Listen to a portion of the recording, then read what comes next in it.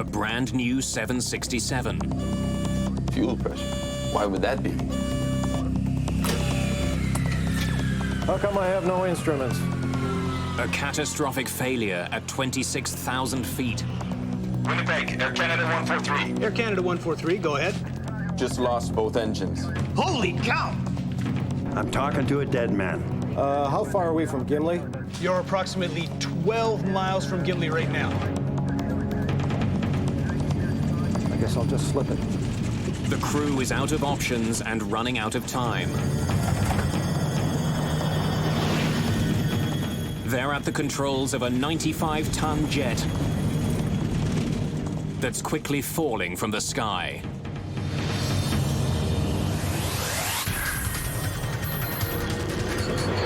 Mayday, Mayday.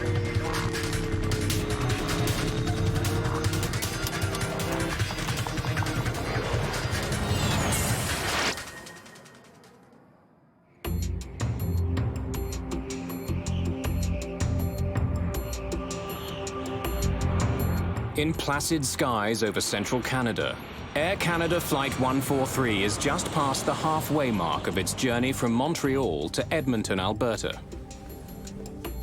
Good evening, ladies and gentlemen. This is your first officer. The plane is carrying 61 passengers and 8 crew members. Beautiful day. Clear, temperature of 24 degrees Celsius. It's July the 23rd, 1983. There, that's coming along, huh? Rick Dion is an Air Canada maintenance engineer. I was going to Edmonton with my wife Pearl and my young son Chris, who was 4 years old, and this was the beginning of a 2-week vacation for us, and we were all pretty excited about going on this new airplane. Compliment of the captain. Oh, hey, Rob, thanks. Whenever you want to come up to the flight deck. This was my first flight on a modern 767, as the company had just acquired them. I'll be back in a minute, okay? I was interested in going to the cockpit to see all this new technology fit in with the work that I did on aircraft.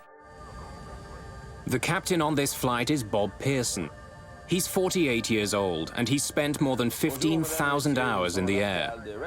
His first officer is Maurice Quintal, who has more than 7,000 hours of flying time. Come on in. Pardon me, gentlemen? Rick. I knew Bob Pearson from the small flying club that I attended in St. Lazare, and he was actually one of the local pilots there that used to do some gliding, and he also flew the ultralight lasers. We had departed heading northwest, a nice clear sunny day in July. We're flight plan at 39,000 feet. There were a few airplanes that flew that high in 1983. And we requested 41,000 feet, which got us further above the jet stream out of the west. The crew may have accumulated a lot of hours in the air, but very few in this plane. It's Boeing's latest and most advanced wide-body jet, the 767. An army of microprocessors in the belly of the plane automates so many functions that the flight engineer's job has been eliminated. This is one of 4 767s that Air Canada has recently acquired. The plane itself has only 150 hours on it. Quite a difference here, huh? Oh, yeah. Reset on and start here. The cockpit is different in that all the old instrumentation that we're accustomed to, mostly that was all gone. It was all CRT display, like small TV screens. It was a new high-tech airplane, which involved quite a change for the crew and the maintenance personnel, people handling it. This was a new aircraft for both the captain and I. At the time, I had 75 hours on that airplane, so everything was new for me. Pilots and maintenance crews are both still getting to know this airliner. Well, then we get that same condition. Captain Pearson explains to Dion how he handled a small problem with the engines on an earlier flight. It comes back down to low stage, and we just carry on. You know, that brings up an interesting... Fuel pressure. Why would that be? Whoa. A warning alerts the crew to critically low pressure at one of the plane's fuel pumps. Something's wrong with the fuel pump. The 767 has 3 main fuel tanks, 2 in the wings, which are always used, and 1 in the center, only used on long-distance flights. Electric fuel pumps draw fuel from each tank and feed it to the plane's 2 engines. The low-pressure warning could mean that one of the pumps needs maintenance, but it could also be a more serious issue, a lack of fuel to be pumped. That forward fuel pump. It's just a bloody pump failing, I can tell you that. Another low fuel pressure warning sounds, this one from another fuel pump on the plane's left side. Pearson's flight management computer tells him he should have plenty of fuel for the remainder of the trip. The 767 also has separate digital fuel gauges, but on this flight those gauges are out of service. The warnings don't make sense. It got a little more interesting when the second fuel boost pump light came on for that tank, which was the left tank. This seemed quite abnormal, that 2 pumps would fail in a brand new airplane. We had some kind of a problem that we didn't understand. What would your assessment of that be? My own personal thoughts? It might be low in the left tank. I used to be involved with transferring fuel, and I know that when you're trying to empty a tank, it'll start flashing periodically, and then the pump will reprime, and then the light will go out. In this case, it appeared to do exactly the same thing. Captain Pearson knows that if the left tank is running low, the right tank may be low as well. Let's head for Winnipeg. Now. Pearson wants to land as soon as possible in case he is running out of fuel. The crew is still more than 700 miles away from their original destination, Edmonton, Alberta. The nearest major airport is Winnipeg, Manitoba, a mere 120 miles away. We're showing lots of fuel on board our flight management computer and 3 normal fuel checks, cross-checked with our fuel on our flight plan. So we elected to divert the flight to Winnipeg, where Air Canada has a main maintenance base. Winnipeg Center. Air Canada 143. Air Canada 143, go ahead. Ron Hewitt has 20 years' experience as a radar controller. Yes, sir, we have a problem. We're going to requesting direct Winnipeg. Air Canada 143 cleared. Take position, direct Winnipeg. You are cleared to maintain 6,000, descent, your discretion. Send to 6,000 his discretion, and that was it. He didn't tell us what the problem was, and it's none of my business. Give him what he wants, get everybody out of his way. That's about what we do. Okay, we're out of 410. Pearson now begins to descend from 41,000 feet. Oh man, we're all going out, eh? The low-pressure warnings are spreading to more and more of the fuel pumps.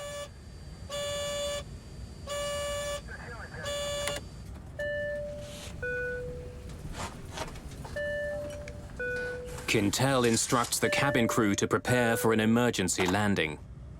Hello. Cabin, we think we have problems with our fuel system. We are diverting to Winnipeg.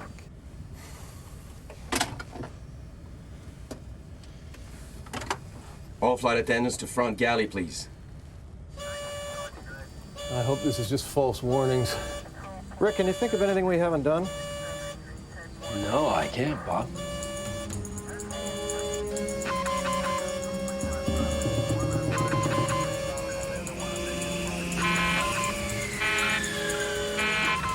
Okay. We've lost the left engine. Losing an engine erases any doubt. Flight 143 is in fact running out of fuel. Okay, checklist. Single engine landing. Pearson is trained to land a 767 with 1 engine. No one has ever tried landing with none. He scrambles to get his plane down so that he doesn't become the first. With only 1 engine powering Air Canada Flight 143, and with the possibility of the other engine shutting down, the crew prepares the passengers for the worst. Ladies and gentlemen, this is your in-charge flight attendant speaking. Due to mechanical problems, we'll be preparing for an emergency landing. Please return to your seats and fasten your seat belts. Your crew is fully trained to deal with this situation, and as you may have noticed, some crew members have already started to prepare the aircraft. I had no idea, like the rest of my crew members, that there was a problem with fuel. I had no idea why we were going to Winnipeg. Approach and landing. Flaps will be 20.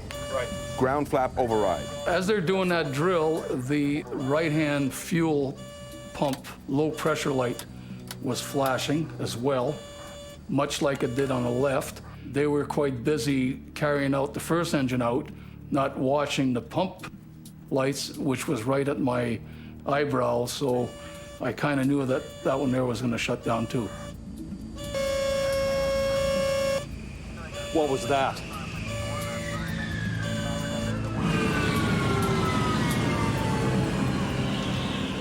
Very shortly, we will begin giving you instructions.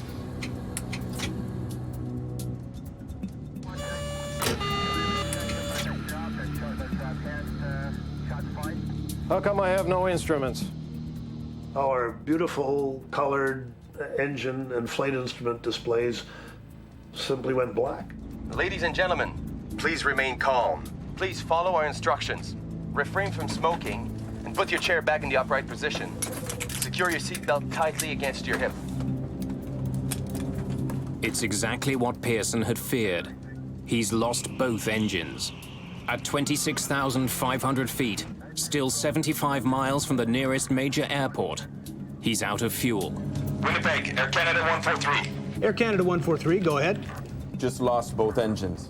When both engines shut off, I think he said, "Holy, I'm talking to a dead man." We were trained in the simulator to handle a single engine failure. We had never practiced, and I don't believe most pilots ever get the chance to practice total engine failures. 143 just lost their engines. It's highly unlikely that anybody's going to survive this. Because I could see them trying to make a turn and spinning in. An airplane's engines not only provide thrust, they also generate the power needed to manipulate the plane.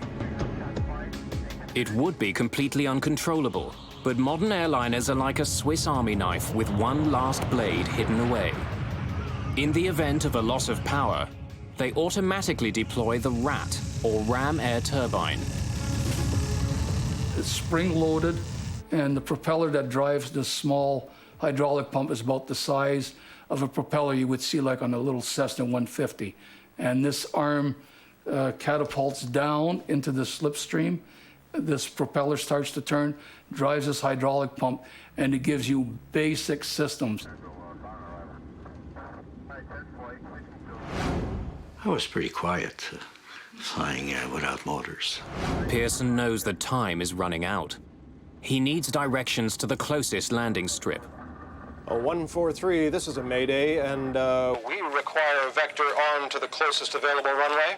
143, we copy that all okay. But the loss of the plane's engines has had an unexpected consequence at air traffic control.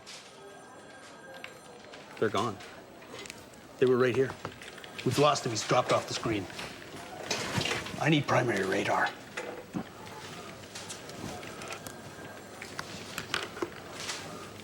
Uh, 143, we've lost your transponder return and are attempting to pick up your target now. We work on transponder, it's called secondary radar. We take the pilot signal to paint the aircraft.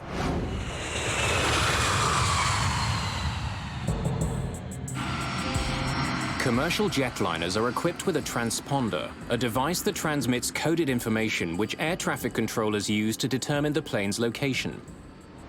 But when Flight 143 lost its second engine, only a small number of items got backup power. The transponder was not one of them, so the plane disappeared from Hewitt's screen. Flight 143 is somewhere east of Winnipeg, but no one knows exactly where or how far it is from the airport. In spite of its enormous weight, a 767 doesn't plunge from the sky when it loses its engines. Its aerodynamic properties keep it in the air, but slowly coasting to Earth. and I was trying to figure how many miles we were moving ahead versus how many thousands of feet we were dropping. But Quintal doesn't have the instruments which provide the information he needs to make that calculation. Since he lost the plane's signal, Hewitt can't give Quintal that information either. Controllers hurriedly work to rig up a way to find the plane. Just before landing, you will hear the command, brace for landing. Brace immediately and stay braced until the plane comes to a complete stop. There are 2 ways to brace. 1, bend forward. Raise your arms and hands against the seat back. Bryce Bell is a businessman on his way home to Edmonton. As soon as they announced that we were making an unscheduled stop in Winnipeg, I immediately wished I hadn't had the 2 drinks that I'd had, because I thought, you're going to have a split second here, and this plane's going to explode in flame, and the decision you make in that split second will depend on how alert you are. Okay, please put your personal belongings in the seat back pocket. The response of the passengers when we were doing the emergency briefing was basically alert. They were looking at us.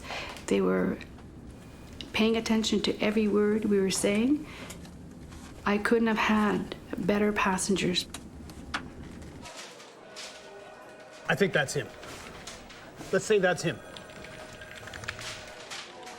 Because their modern equipment can't see Air Canada 143, the controllers switch to old-fashioned radar, which doesn't need a transponder to locate planes. I got to turn up my true radar, the reflective radar, which is not nearly as good. And we don't use it at all if we can help it. Okay, I got it. 65 from Winnipeg, 45 from Glimi. 143. We have you at 65 miles from Winnipeg and approximately 45 miles from Glimi. For the first time since losing power, the pilots know their distance to Winnipeg. We might make Winnipeg. Quintal, however, thinks that Gimli is a safer bet.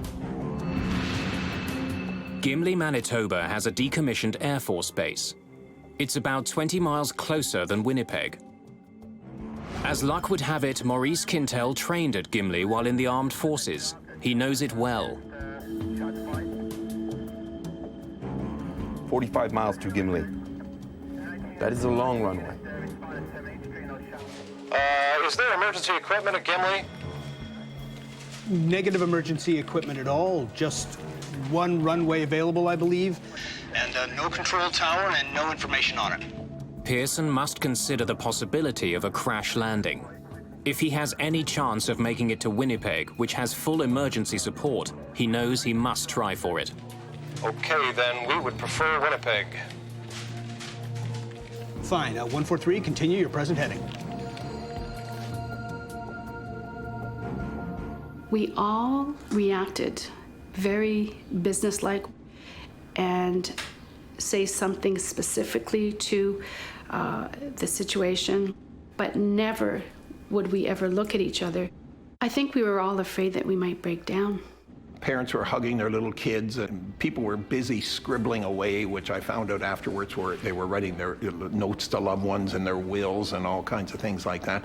It was pretty nerve-wracking. 143, a question if you have the time. Okay, go ahead. Total number of persons on board, please. The actual number of people on board is 69, but Quintal is overtaxed. He gives a lower number in error. I have 33 people on board, including the crew.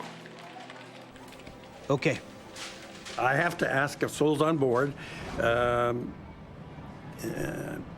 know he's busy. I don't want to ask him questions, but I have to. This thing can go down in the lake or the field. And I remember thinking, great. I know this airplane carries about 300 people. At least it's not 300. It was about regrets. It was about things I hadn't done in my life. It was about ways I've treated the odd person here or there that I wish I'd treated more gently. It was about how stupid I was at some of the things I used to make big issues out of that are so insignificant when it really comes down to what real reality is about. It was pretty devastating. And I remember telling a mother with a baby, and I had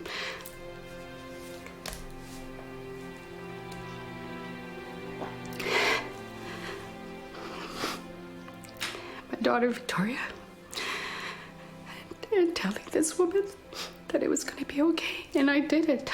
I was so proud of myself that I could be so straight with her and tell her that it was going to be all right and really look at her in the eyes.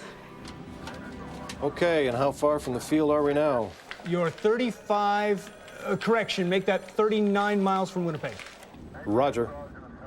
Now that controllers can see Flight 143 on radar, they can provide Quintal with the information he needs to figure out if he can glide as far as Winnipeg. Roger, what is your altitude now? 8.5. 8.5. About 8,500 feet above the ground, Captain Pearson can see his destination. Winnipeg's airport is less than 35 miles away. We're visual. But the news from Quintal is not good. Bob. Maurice was calmly keeping track of our distance by input from Winnipeg Air Traffic Control and our altitude, and calculated our profile and came to the conclusion that we might not make the runway in Winnipeg. We can last maybe another 20 miles. We're not going to make Winnipeg. Quintal has calculated that at the rate they're falling, they would hit the ground a full 15 miles short of the runway. How far are we from Gimli? You're approximately 12 miles from Gimli right now. Where is it? Which way is he moving? On your right. Turn right to a heading of 345. I would say you have 10 miles to fly. Okay, fine. We're gonna go there. I'm gonna go check on my family. You guys don't need me up here right now, huh? No, we're okay.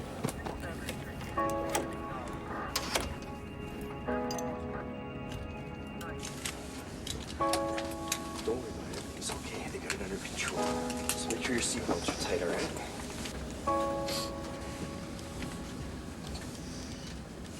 When I went finally to sit down in my seat, this is where I thought, wow, you know, this is it.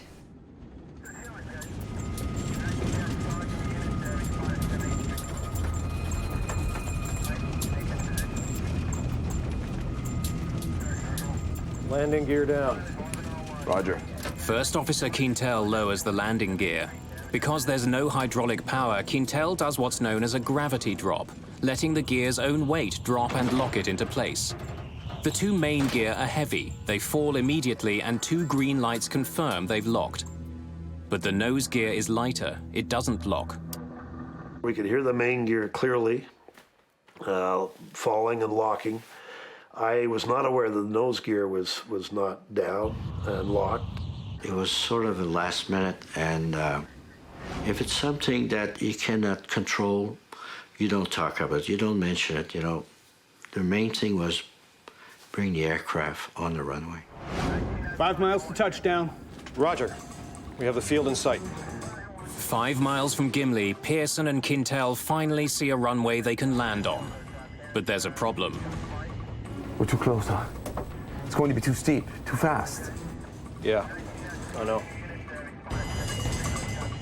Pearson is almost at the runway, but he's much too high above it.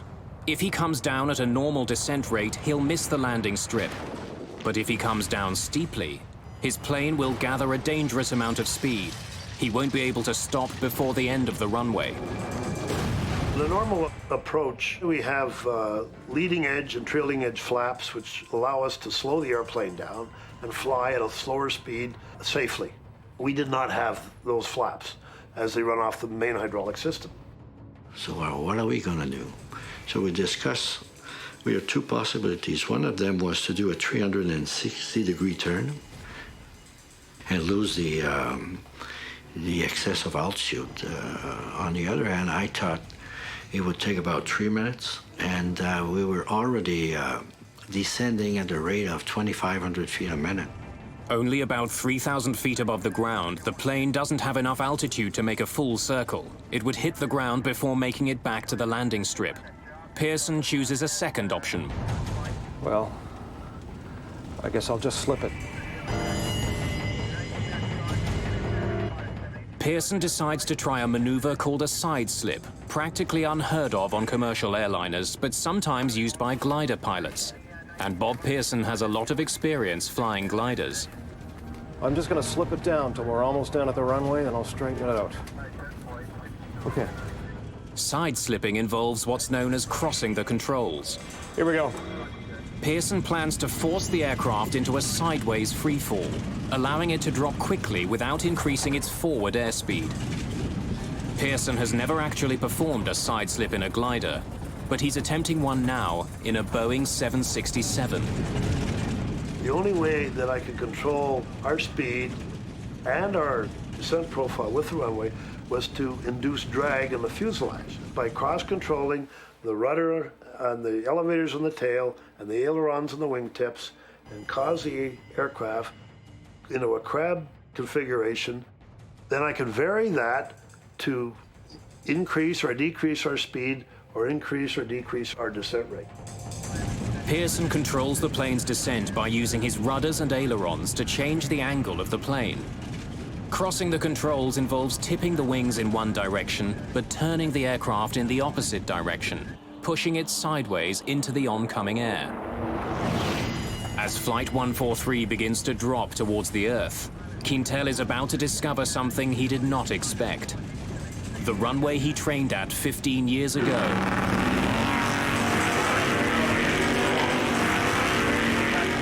is no longer a runway.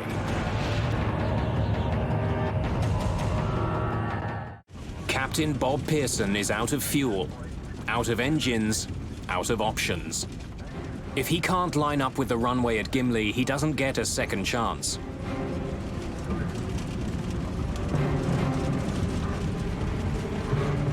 Pearson turns the yoke left and pushes the rudders to the right.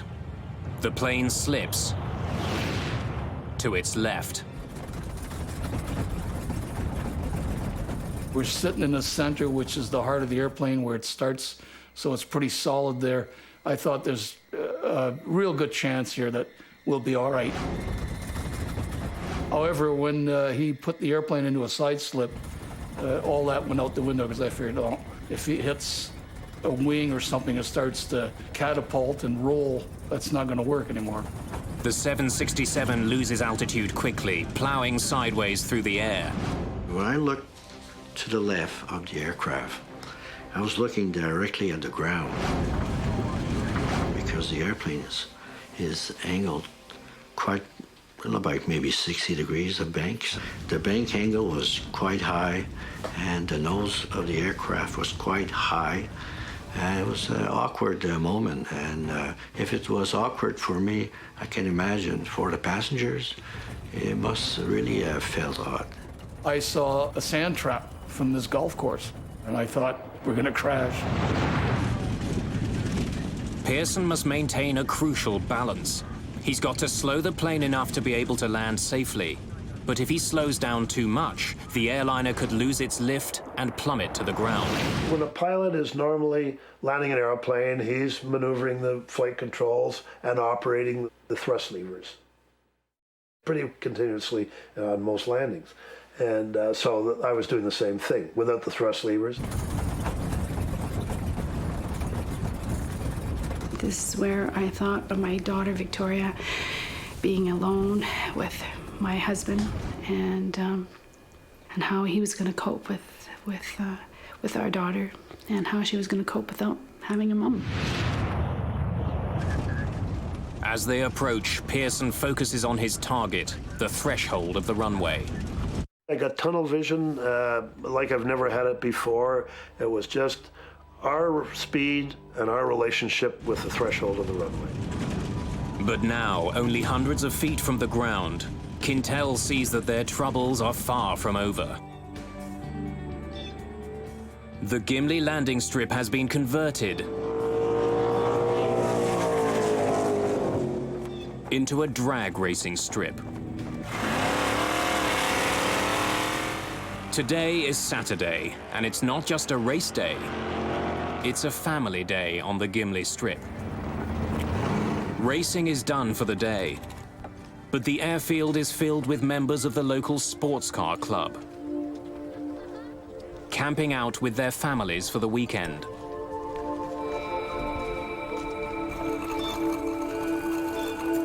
Two children have decided to pedal the length of the runway. They don't hear the plane coming for them. Without engines, it's silent. And one thing the 767 doesn't have is a horn. Brace! Brace for landing!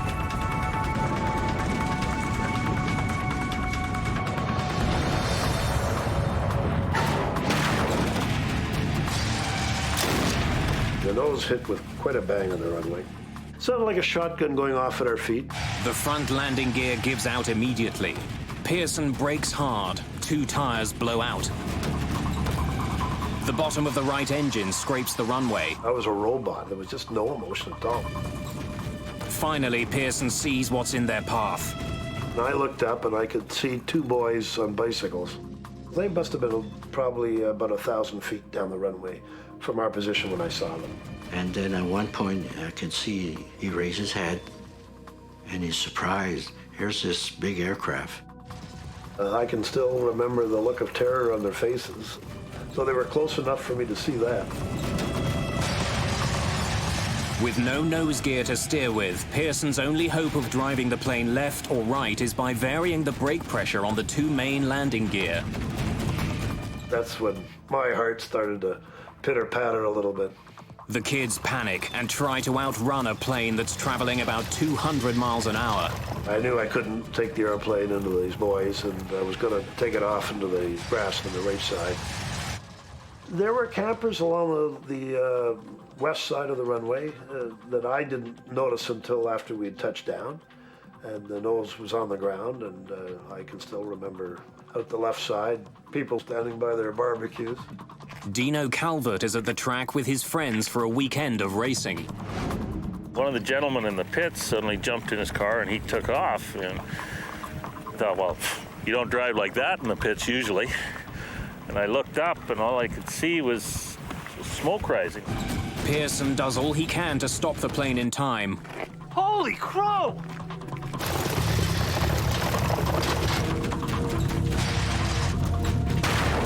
The plane plows into a guardrail installed down the middle of the runway. Smoke, Bob.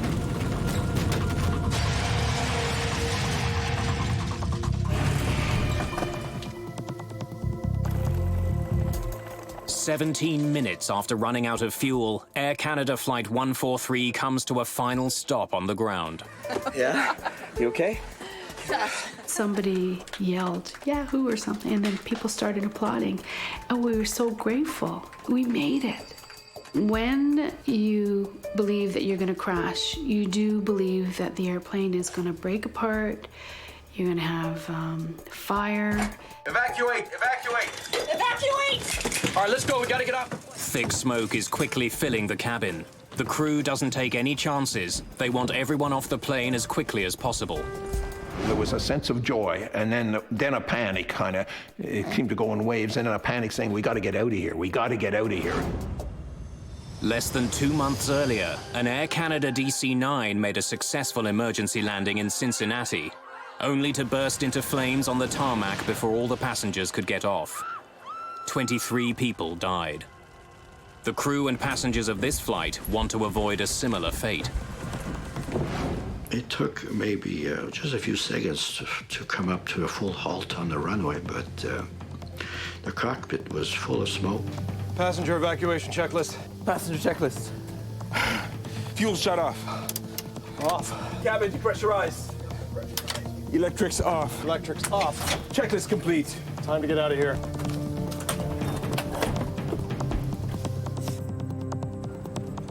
Come on, guys, get some fire extinguishers. We grabbed the fire extinguishers on our way, and you never go to a fire at a racetrack without having a fire extinguisher with you. And we ran up towards it. The doors open up, and you see the chutes come out, sort of like a spider growing legs. The plane ended up eventually standing almost what appeared to me to be almost on its nose.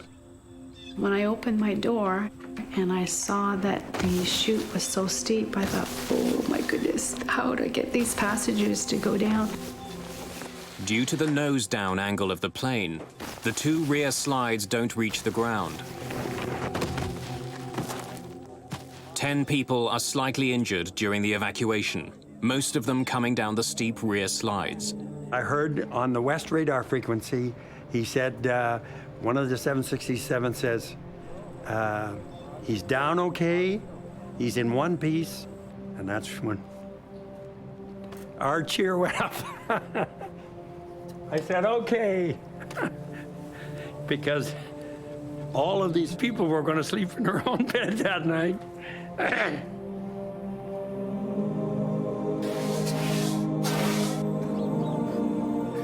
There's still a lot of smoke coming from the plane's nose.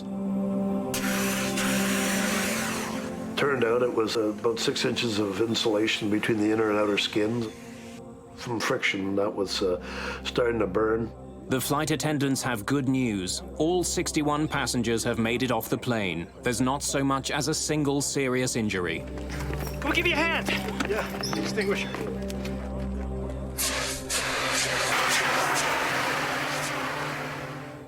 Bob Pearson has done what no one has done before. He's safely landed a 767 with no engines, gliding to safety from more than 26,000 feet.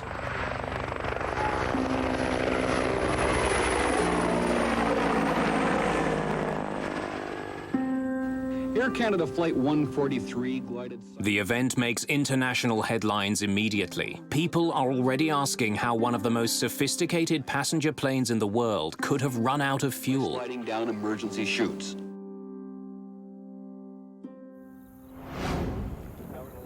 By the next day, the investigation has already begun. Bill Taylor and Diane Rochelot of Canada's Aviation Safety Bureau are among the first investigators at the scene.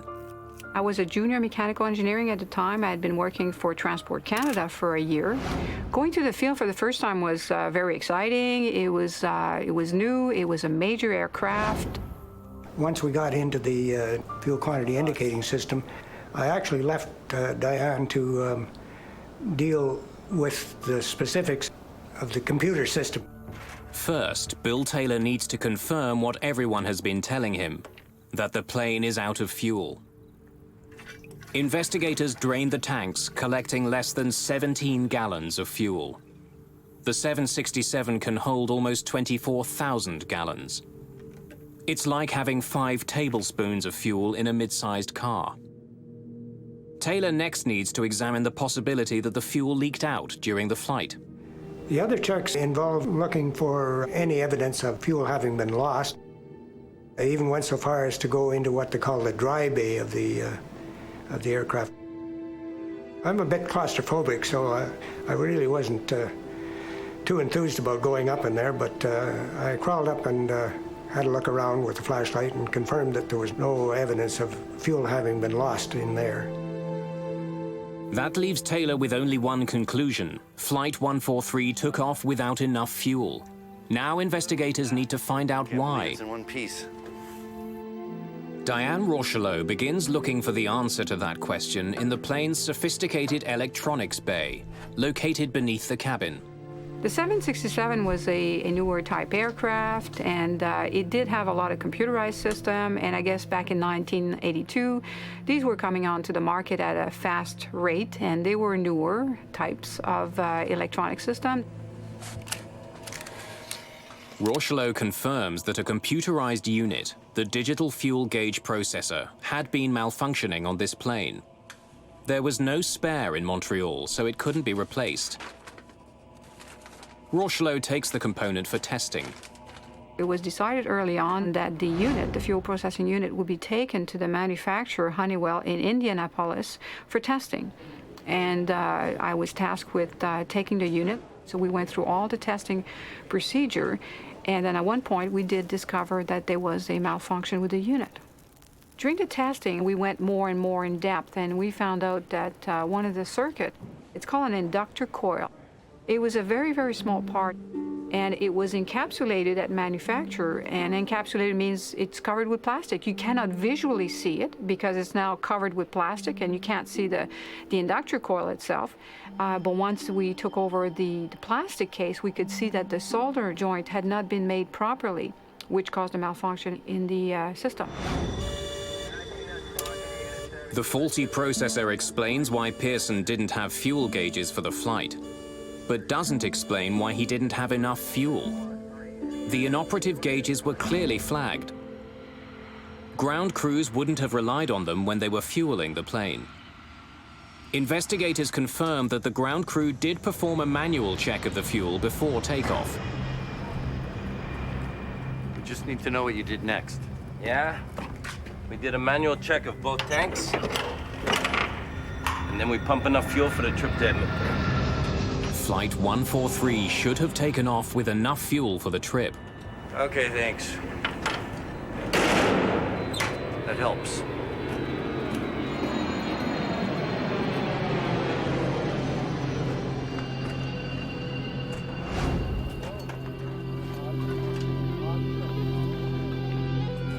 Investigators now have to figure out how one of the world's most advanced jetliners took off with half the fuel necessary for its flight.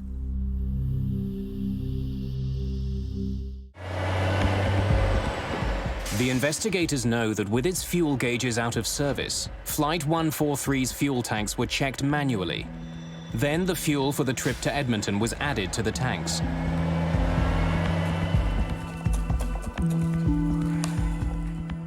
But before the plane could be given more fuel, a crucial calculation had to be carried out. Pilots need to know the weight of the fuel on their plane. But fuel trucks pump jet fuel by volume.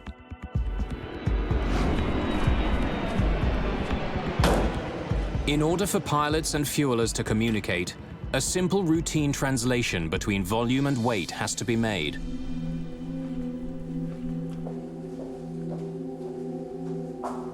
You.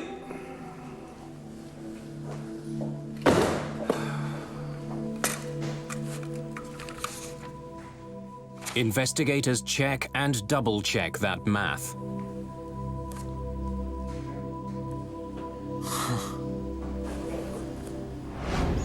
The fueling records from the day of the accident provide the answers they've been looking for.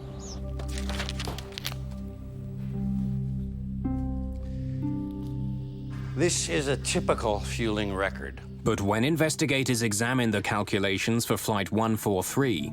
And this is from Flight 143. They look anything but straightforward.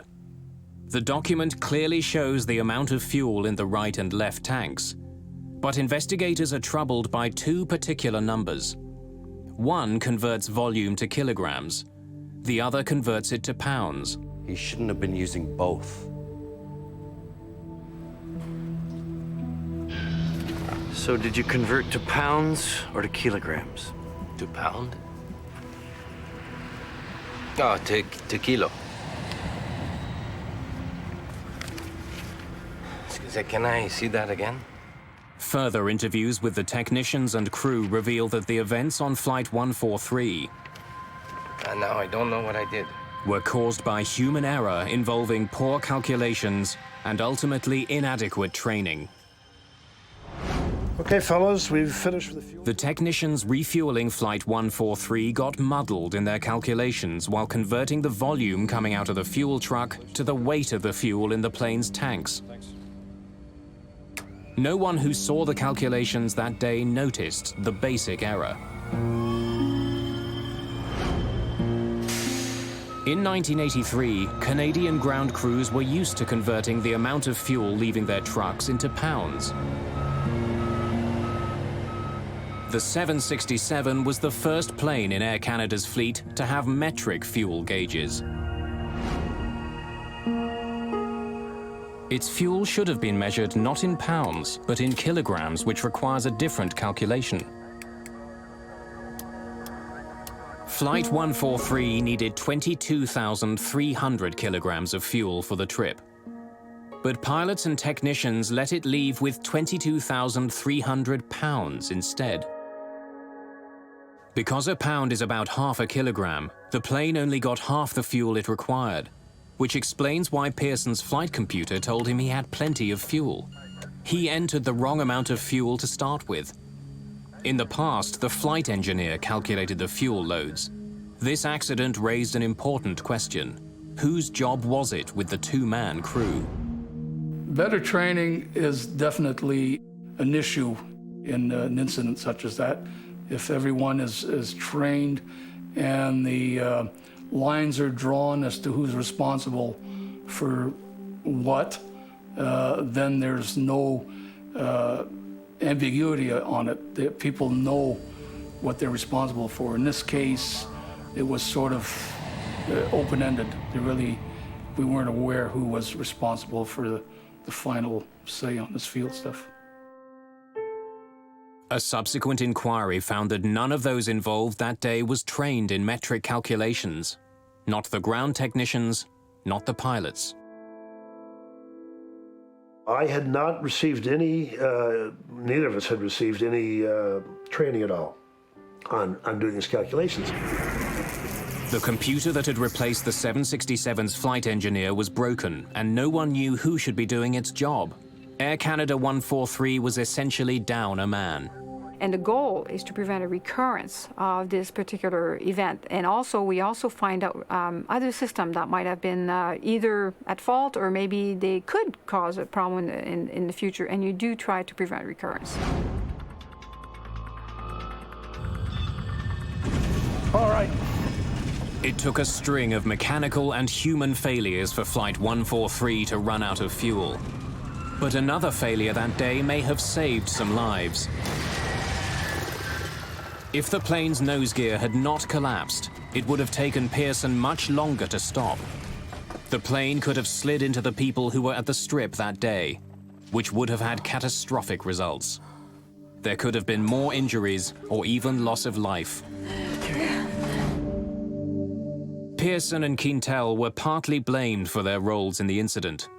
A government inquiry recommended that Air Canada re-evaluate the training of flight crews and ground technicians in metric fuel conversions. It also recommended that the airline keep more spare parts, such as fuel gauge processors.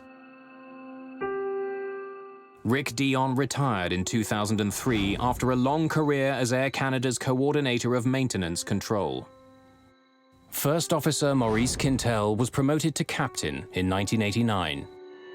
Captain Bob Pearson went on to fly 10 more years for Air Canada, his experience at Gimli shaping the rest of his career as a commercial pilot.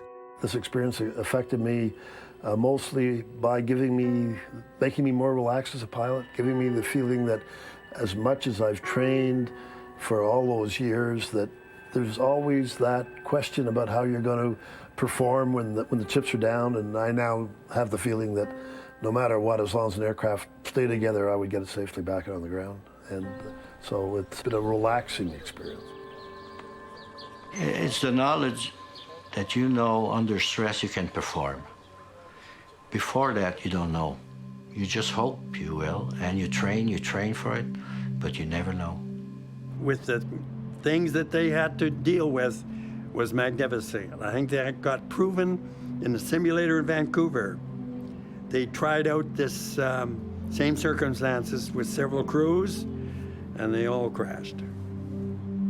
Probably the most important thing that came out of it was a realization that when something new is introduced, special attention and training needs to be accomplished for people to be aware what they're dealing with. When we had landed and the airplane was all in one piece, I thought, wow, I got another chance to fly again. Because of a tragedy like that, once you take your deck of cards and fire it in the air, you're truly free. And I guess from that point of view, Gimli could, I find it very difficult to say, but Gimli was maybe almost the best thing that ever happened to me, next to meeting my wonderful wife and marrying her. 2 days after the landing at Gimli, Air Canada's 767 was back in the air on its way to Winnipeg for repairs. A quarter century later, that same plane is still in service, and it still carries the nickname that Bob Pearson earned it, the Glimi Glider. A crowded 747 has disappeared over the Atlantic. Air India's not showing up. Pieces are found scattered on the ocean's surface. But the vital clues are deeper than any air crash investigation has ever gone. In this accident, we had nothing. It was just mind-boggling.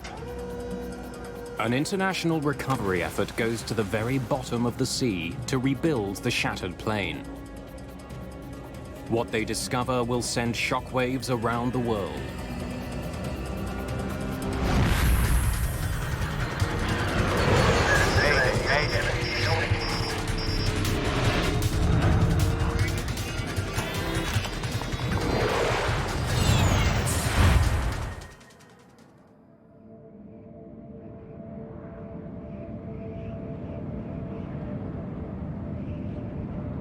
Early morning, June the 23rd, 1985.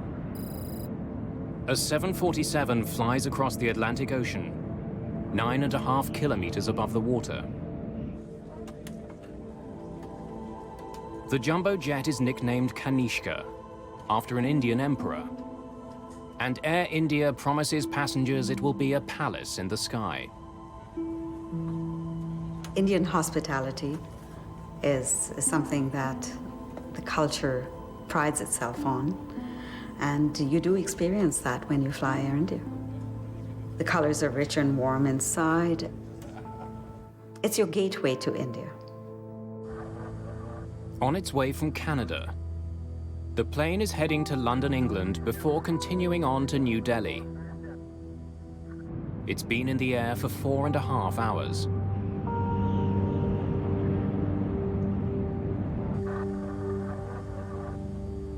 Captain Hansay Narendra is a veteran Air India pilot. Satwinder Binder is a captain too, who's serving as first officer on the flight.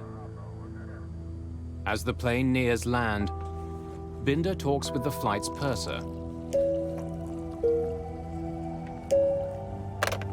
Yes, sir? Insha, do me a small favor. At the back of the plane, seat 54, a boy is sitting there. He just wanted to have a look in the cockpit. Can I send him now? After about 15 to 20 minutes.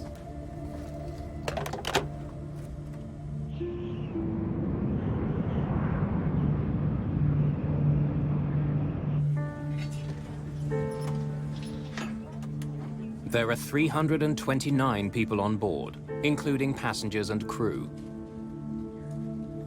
Many of them are flying to India to visit family or friends.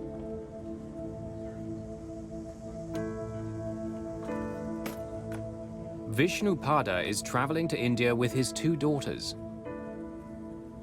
Their mother, Lata, is already waiting for them there.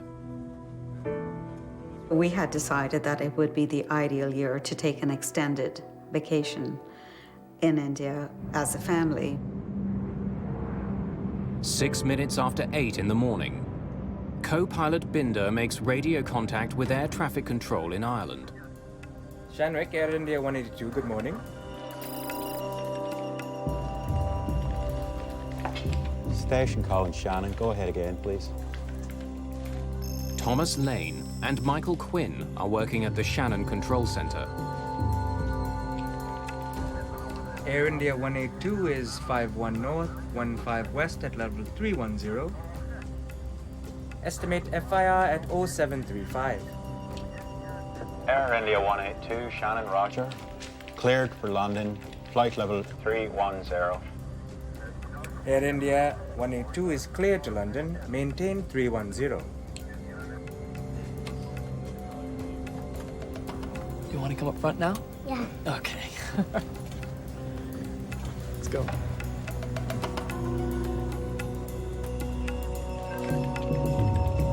It's a light morning at Shannon Control. They're dealing with just 3 planes.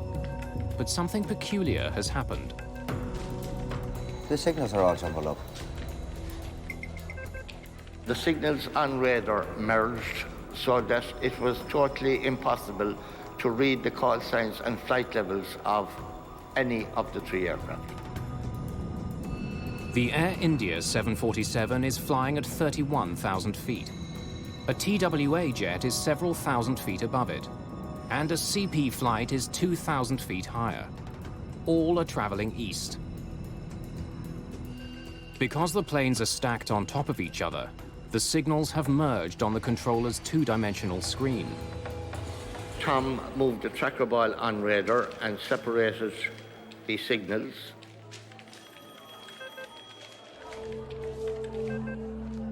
Two of the planes reappear on the radar, but the Air India flight has vanished. Air India's not showing up. Hold on a minute.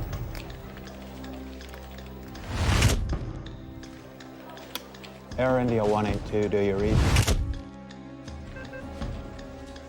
Air India 182, this is Shannon. Do you read? Over. It's 8:14 in the morning. I had a gut feeling. To this day, I don't know why I picked up the phone.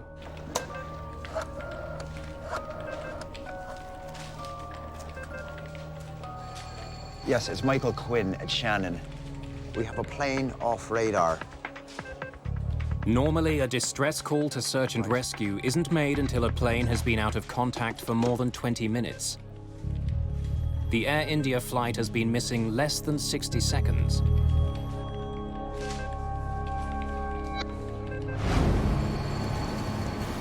Several ships in the area begin searching for signs of the plane. Its last known position is some 290 kilometers southwest of Cork. Just 2 hours after the plane disappears, a Canadian-owned cargo ship in the area confirms the worst. The first pieces of wreckage are discovered. Uninflated life rafts are spotted bobbing in the cold Atlantic. Then bodies are seen.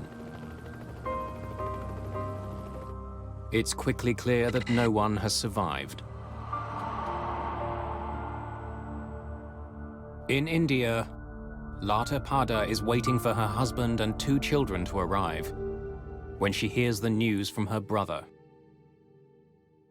He sat me down and told me that, something terrible had happened. I was just in total shock, and, part of me was trying to digest the information, and part of me was trying to imagine if indeed the worst had happened, how I was going to continue my life without them.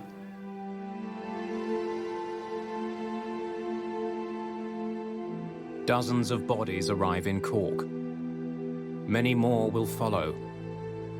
Now investigators are faced with the enormous task of finding out how they died and what had caused the crash of Air India Flight 182.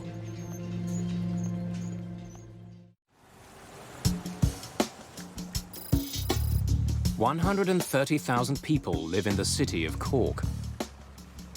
Tucked into the southern coast of Ireland, it's long been a vital seaport.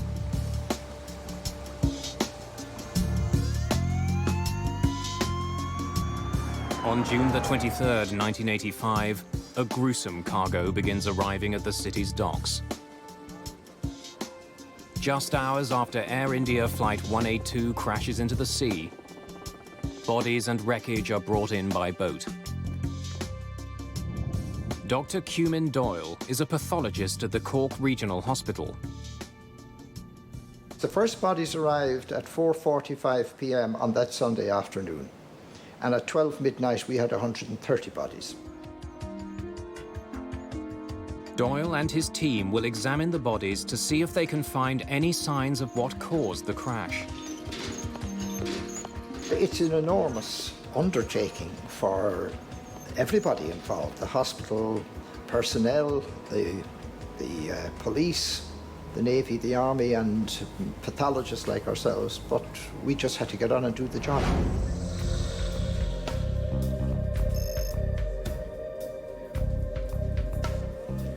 There are so many autopsies to perform that Doyle moves the work into the building's gym. We had 3 police people working on each body: photographer, a ballistics expert, and a forensic odontologist. That is a person who examines the teeth, the face, for identification purposes. In just 4 days, autopsies are performed on 132 victims. All parts of the body were examined externally in detail, and every detail was noted down. We were looking, of course, for the causes of the fatalities. Doyle makes a telling discovery. Almost all the victims died in the air. Only 2 of the bodies showed signs of drowning, which indicated that the others were not breathing when they hit the water. There's something else that's common to many of the victims. A large number have had their clothes torn off. Now that was important, because if they had no clothes or little clothes, it indicated that they had fallen from 31,000 feet or so where this accident occurred. Some of the bodies also have signs of so-called flail injuries. These are breaks specific to bones in the hips, shoulders, and other joints. H.S. Kohler is the lead investigator into the Air India disaster. The flail injuries tell him the passengers weren't in the plane when it hit the ocean. They are caused by tumbling, violent motion of the body in air.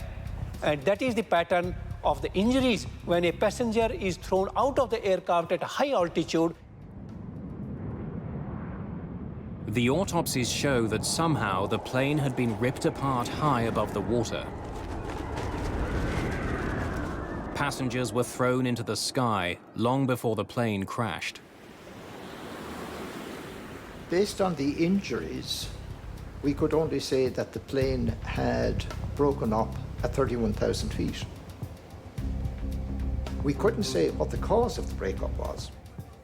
The biggest challenge in this accident was that we had no physical evidence available to us in this accident in terms of wreckage, in terms of passengers, crew, or in terms of eyewitnesses. In this accident, we had nothing. The most important job of the investigators is to try to find the plane's black boxes. The 2 devices record cockpit conversation and other technical information about the flight of the plane.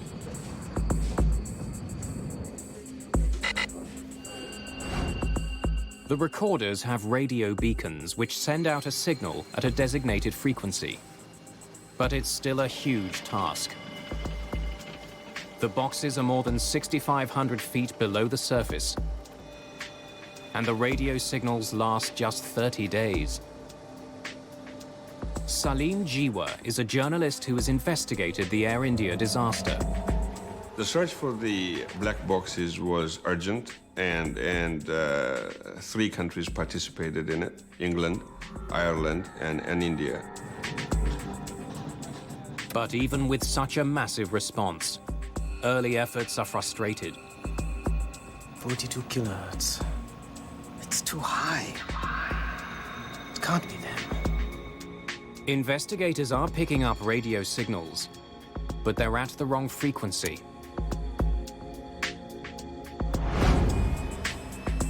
As the search continues, H.S. Kohler and his team study the maintenance history of the plane. They want to know if an undetected flaw had caused the jet to come apart in flight.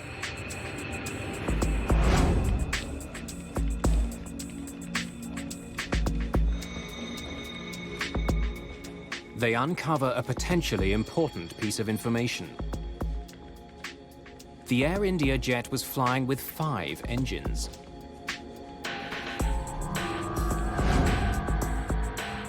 A 747 normally has 4 engines, but it can carry more. The plane was designed so that it could transport a malfunctioning engine beneath its wings. Ground crews can mount the engine to a bracket on the plane. It's exactly what happened to the Air India jet. There was an extra engine that a previous flight had left behind that was mounted on the wing of the aircraft. The extra engine creates substantial drag on the left side of the plane. If the pilots don't properly compensate, the plane will start turning in that direction. And this hypothesis continued that there is a possibility that this fifth engine might have caused the breakup of the wing. In fact, investigators discover that before the plane took off for London, the flight engineer noticed problems with the way the engine was attached. There was a small problem in the fifth engine. I've asked them to fix it up. All right. Investigators also learned that some internal parts of the extra engine were taken out and stored in Flight 182's cargo bay. They are so enormous that pieces of the cargo door were removed to make the job easier. Some of the other parts of the engine went into the rear of the aircraft. Aircraft such as the 747 can handle this quite easily, it's routinely done. But if the cargo door wasn't reassembled properly, it could have led to an explosive decompression. In 1974, a cargo door blew off a Turkish Airlines flight shortly after it took off from Paris. The sudden decompression crippled the plane. It crashed moments later, killing everyone on board. Kohler must consider two theories. Either problems with the door or with the extra engine itself brought down the plane. If either one had taken place, there should be evidence on the plane's black boxes. Finding the recorders has become increasingly important. Almost 2 weeks after the search begins, investigators get news that helps them pinpoint the location of the black boxes. The signal will be higher. So this 42 kilohertz could be it. Tell the boats to look again. The piece of the black box which broadcasts the locator signal is made of ceramic. If it's damaged, the frequency of the signal can change. It means the strange frequency ships detected earlier could be the right one. Both the cockpit voice recorder and the flight data recorder are finally located. But they're so deep, it's difficult to bring them up. The aircraft was at 6,000 feet below the sea, and it was the depth that was sort of defeating. A deep-sea submersible is brought in. But even with this specialized vehicle, and with the location of the black boxes known, it takes 4 attempts to bring the recorders to the surface. Estimate FIR at 0735. Air India 182, Shannon, Roger. Cleared for London. Lead investigator Kohler now has what he hopes are 2 vital pieces of the puzzle. If there's any problem in the aircraft, the crew will be talking about the problem. They will not be silent about the problem. But when he listens to the cockpit voice recorder, Kohler hears nothing unusual. After the last contact with air traffic control in Shannon, the voice recorder picks up the crew talking about customs seals. It's paperwork that has to be completed before landing. They want about 30 customs seals. Customs? Yeah, customs seals to seal the bar before its arrival. The conversation ends in mid-sentence. That was it, and then everything was, of course, silent. The cockpit voice recorder indicated that there was no abnormality in the cockpit, no emergency. Every conversation was normal. The plane's flight data recorder tells a similar story. Kohler pours through details about Air India's speed, altitude, and dozens of other pieces of information. The extra engine did cause the plane to bank slightly, and the jet's rudder was turned 11 degrees to the right. But this was exactly what the crew needed to do to offset the drag created by the fifth engine. We found that all parameters of the aircraft altitude, aircraft heading, aircraft bank attitude, roll attitude, autopilot engage, everything was working normally till the last point. After analyzing both black boxes, Kohler can't find any evidence that the plane was in trouble before it suddenly disappeared from radar. But the very lack of evidence does suggest something. Both recorders get their power from the plane's engines. Both stopped at exactly 14 minutes and 1 second after 8 in the morning. Since the recorders stopped working at the same time, the problem on the plane had to be catastrophic enough to sever the jet's electronic system before the crew could react. Yeah, custom seals to seal the bar before its arrival. Bar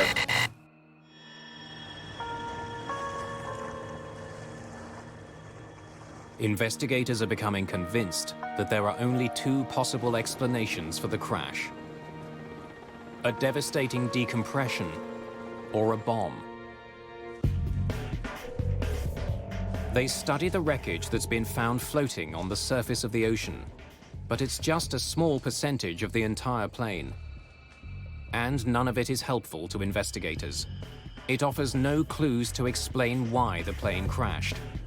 We knew there was no fire. We knew the aircraft was performing well.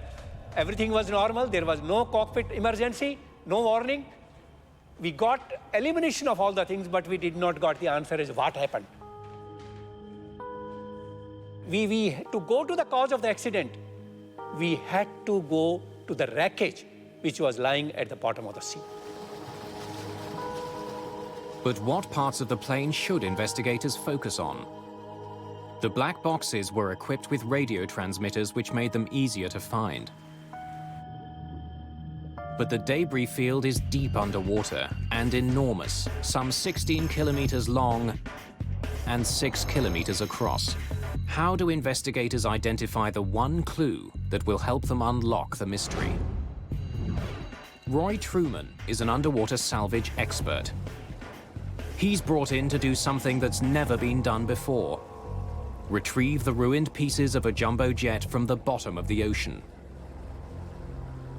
In hundreds of thousands of pieces, he needs to find the ones that will explain why the plane crashed. Up until that time, we had only been used with recovering small aircraft.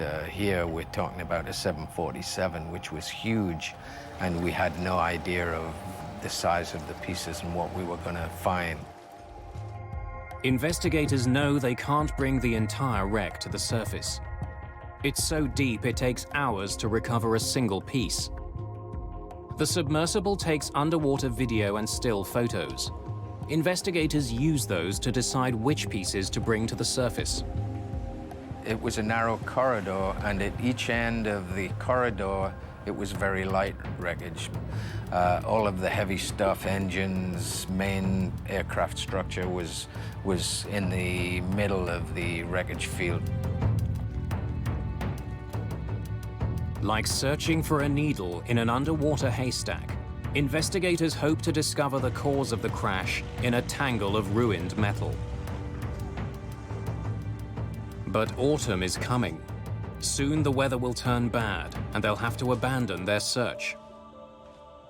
The key to unlocking the disaster still lies somewhere at the bottom of the ocean.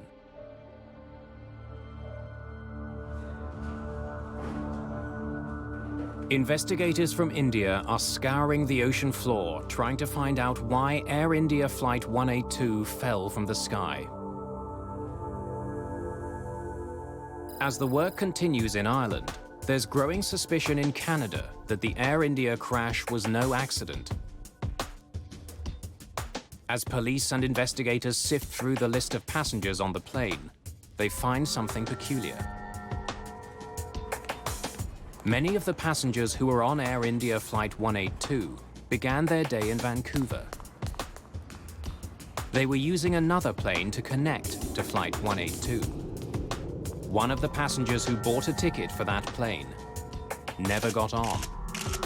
Well, the passenger, we have never identified him per se, but the ticket identified him as M. Singh. It simply had an initial, but no full name. We believe that name to be was fictitious, and that the person never intended to travel. While he never boarded the plane, M. Singh did check in. Next, please. On your way to Toronto? And I want my bag checked through to Delhi. Sir, I can't do that. Your reservation is only confirmed to Toronto. Oh, I am confirmed. This is my ticket.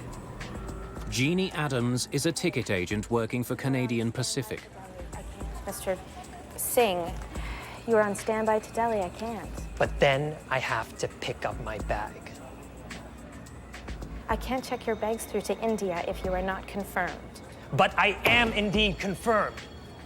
Wait, I'll get my brother. He'll tell you. There are as many as 30 people waiting to check in. Adams doesn't have time to wait for the man's brother. Oh, okay. I'll check it through. But you have to check with Air India when you get to Toronto.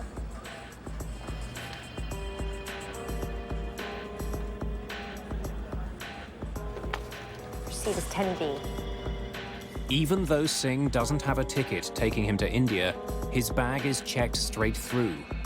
His luggage is loaded, but no one notices that Singh never boards the plane that leaves Vancouver.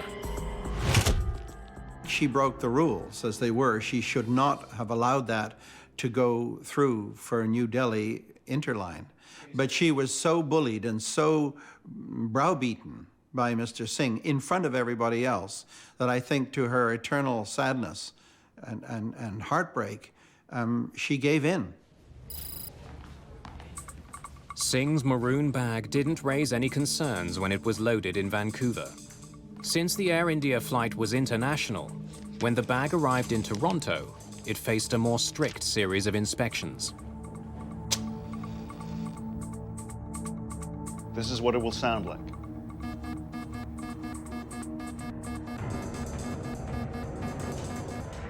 John D'Souza is a security officer for Air India. The day of the flight, he demonstrated a portable explosives detector for baggage handlers in Toronto. Chemicals in a match triggered the device, as would chemicals used in some explosives. Okay.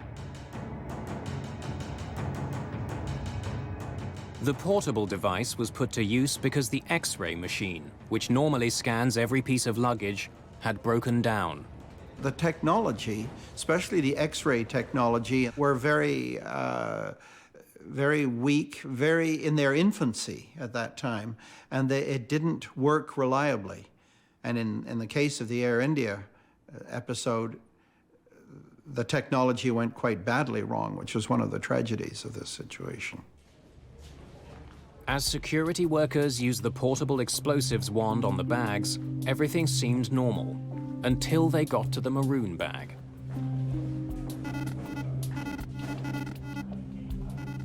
The bag did trigger the device, but the sound it made was very different from the one workers heard during the demonstration.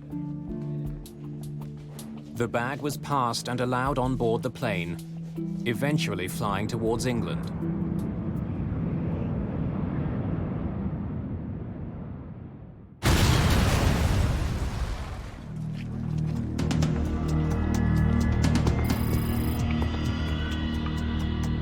As Air India Flight 182 flies over the Atlantic Ocean carrying M. Singh's bag, an explosion rips through Tokyo's Narita Airport. 2 baggage handlers are killed, 4 people are injured. A bomb has been hidden inside another piece of luggage that came from Vancouver. Luggage that was bound for another Air India jet. And it was headed for the cargo hold. When it exploded on the ground, once it was put on, the bag was probably just thumped a little bit, and it exploded as the 2 Japanese baggage handlers were putting it on a conveyor belt. Just as on Flight 182, one of the bags being moved in Tokyo was checked in by a passenger who never boarded the flight. There was no X-ray machines in use at Vancouver Airport. There was nothing to stop that bag from flying to Tokyo. There's a disturbing connection between the Tokyo bombing and the Air India flight. The tickets for the men who checked both bags were bought on the same day by the same customer. The single crash of Air India Flight 182 has suddenly become part of a much larger story.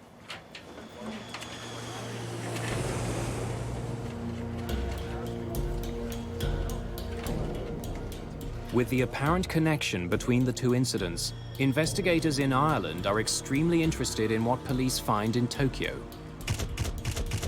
Soon after the bombing, forensic experts descend on Japan's Narita airport. There are traces of evidence everywhere. The Narita bombing was within a confined space. So unlike the Air India Flight 182 situation, where we had debris scattered over 9 miles under the ocean and pretty hard to retrieve, we had, in a sense, the good fortune of a contained area where an explosive device went off. Pieces of metal and circuit boards are embedded in the walls. Explosive residue clings to parts of the container that housed the bomb. Amazingly, Japanese forensic experts were able to pick out tiny parts and fragments, and all the analysis finally led Japanese police to identify the vehicle that was used to carry the bomb. Experts even find serial numbers on pieces of the wreckage. Clues that show the bomb was hidden inside a specific stereo tuner made by Sanyo. All 2,000 tuners that were ever made were shipped to a warehouse near Vancouver, British Columbia. From there, they were sent to stores across the region. One of those tuners carried the bomb that exploded at Narita. Police have a difficult task trying to trace the sale of 2,000 tuners. They could have been sold to anyone. Most of the stores that had received the tuner had been sold out for years. But police get a break when they ask about the tuner at a store in Duncan, a tiny town on Vancouver Island. The last unit had been sold just a few weeks ago. They were able to figure out who bought the stereo tuner which contained the bomb. Police obtained the same sort of tuner that was used to house the bomb on Air India. They conduct tests to see how big the bomb would have to be to create the sort of damage that was found in Tokyo.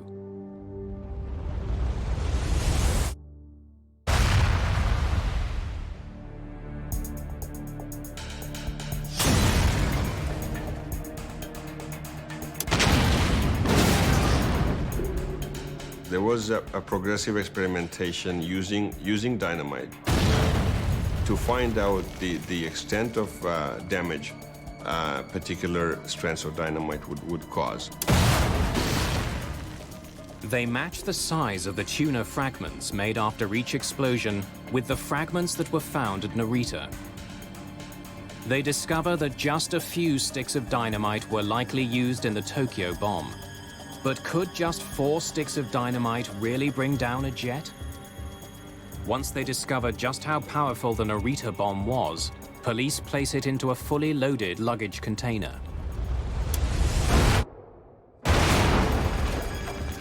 The devastation is enormous. Any decompression caused by an event, an explosive device in the luggage hold, would be sufficient to cause catastrophic results for that aircraft. You don't need much. 4 sticks of dynamite can do the job.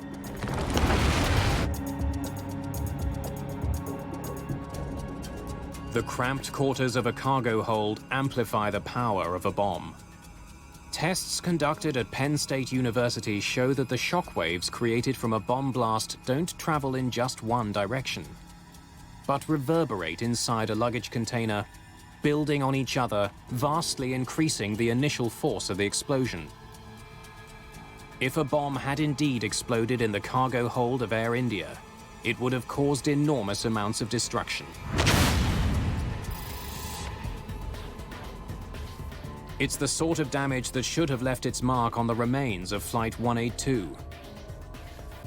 Investigators have a growing suspicion that this plane was brought down by a bomb, but they still have no proof. So the investigators were not only looking for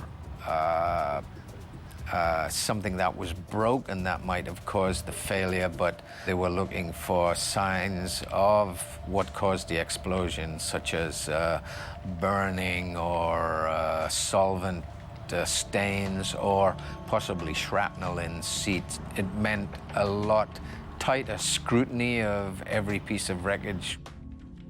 We kept on analyzing each photograph. Is it giving any indication of an explosion? Is it giving any impact damage? Knowing his time is running out, Kohler selects a few key pieces of the plane to bring to the surface. Bad weather forces him to leave the rest behind. Kohler hopes the bits he does have can prove there was a bomb on board. Each piece that's brought up is carefully mapped to its original position on the jet. One of the most promising sections brought up from the bottom is the floor of the front cargo bay. When we recovered that item, we found that it had holes which are of a very special nature. Penetration from inside to outside at a very high speed. Curling of the edges of that one. And that was indicative of that perhaps this is the place where the explosion had occurred. As many as 20 holes are found. In each, the metal is bent outward, like the petals of a flower. These are classic signs of something being blown out from the cargo bay. On the side wall of the cargo bay, investigators find more clues. Additional holes are discovered, like the ones on the floor. These also appear to have been blown out from the cargo hold. A closer study of the ceiling of the cargo bay also indicates that the ribs connecting it to the fuselage were broken by being forced up.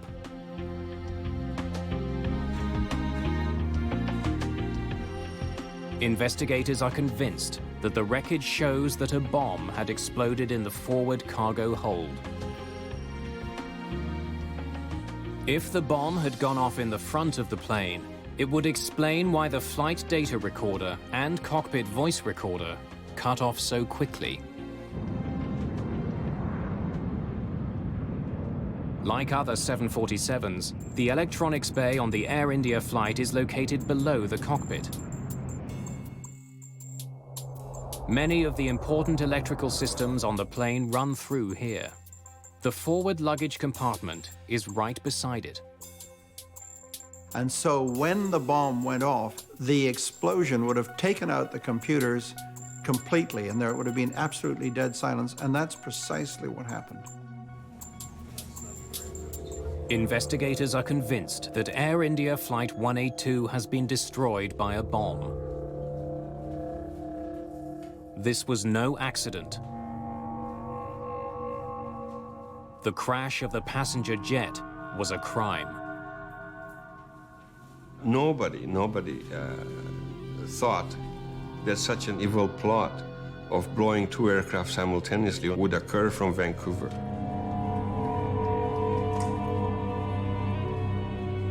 Exhaustive detective work creates a clear picture of what likely happened on board the Air India jet. In Toronto, M. Singh's bag is taken off the Vancouver flight and moved onto the Air India jet. It's put into a luggage container that's eventually placed at the front of the jet, right behind the plane's electronics bay. As the plane sailed over the Atlantic Ocean, the crew had no warning that a bomb was ticking down to disaster. They want about 30 custom seals. Customs? Yeah, custom seals to seal the bar before its arrival.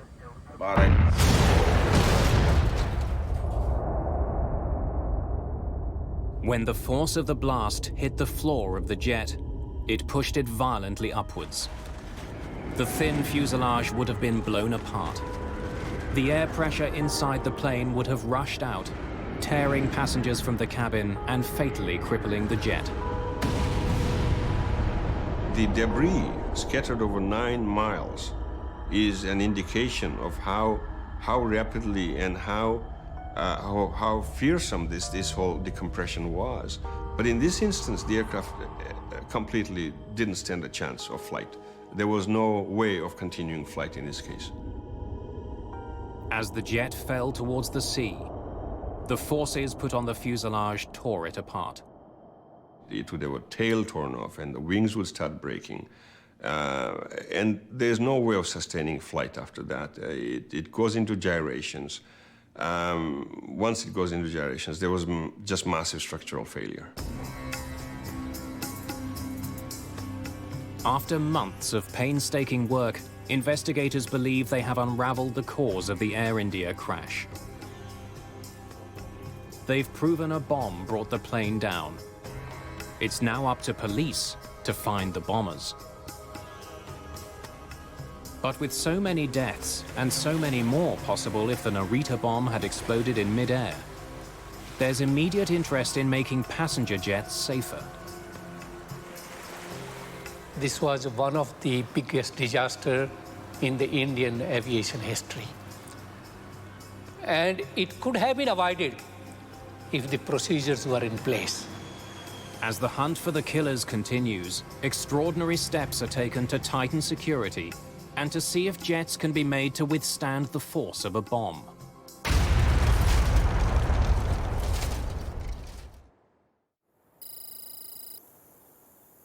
It's May 1997. More than 10 years after a terrorist bomb destroyed Air India Flight 182. An out-of-service 747 is about to take part in a remarkable test. 2 bombs are placed in the front cargo bay.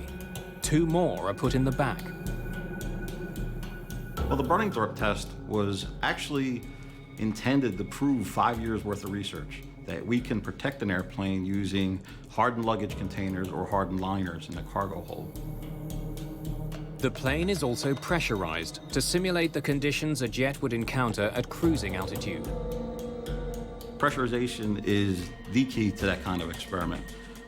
The added energy that you have from the pressurization inside the airplane adds to the damage.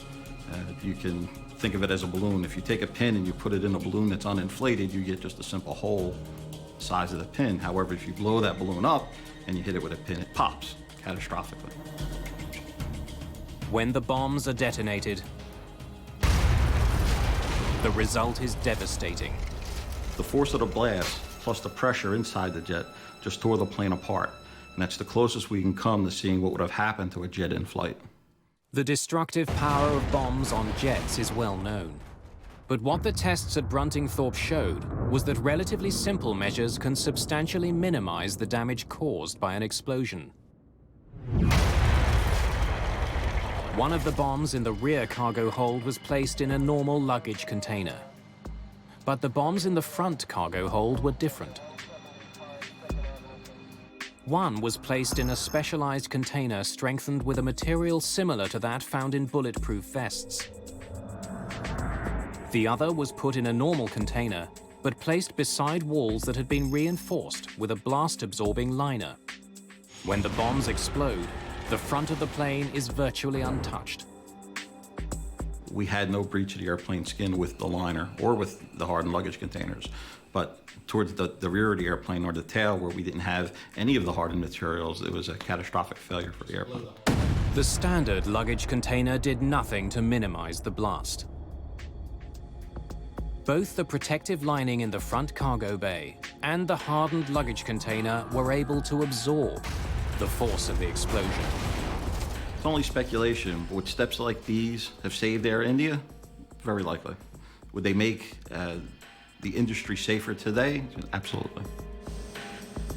Despite the dramatic results of the tests in Britain, hardened luggage containers are not used by world's airlines. While effective at stopping bombs, they're extremely expensive. The hardened containers are not in use now because it's just not economically feasible. The containers cost the tens of thousands of dollars just to purchase, and they're very fragile. They're composite materials, so if you run into the side of them with a forklift, they're pretty much useless from that point forward. There have been significant improvements made to the way that passenger luggage is screened at most international airports. More sophisticated color X-ray systems using multiple scanning beams are now used. But I am indeed confirmed. Wait, I'll get my brother. He'll tell you. Okay. I'll check it through. But you have to check with Air India when you get to Toronto. And there are stricter regulations about luggage getting sent forward on connecting flights. In the case of Air India, the most important thing of all was passenger baggage reconciliation. This is the key to detecting an explosive device or a terrorist. No plane leaves with baggage unattached to a specific passenger inside that plane. And that must be so.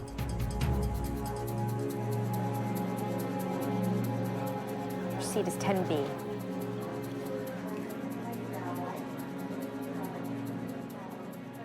I think one of the most difficult piece of news for the families to accept was the many ways in which this tragedy could have been prevented. I mean, it was absolutely unforgivable that a bag could be interlined to another destination without a passenger accompanying it. The quality of training that security guards at airports get also came under scrutiny during the years after the Air India crash. It's still an area of concern for some security experts.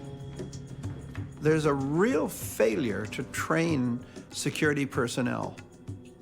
And that failure is because you cannot pay rent-a-cops subsistent wages to look after your security when you get on board an aircraft.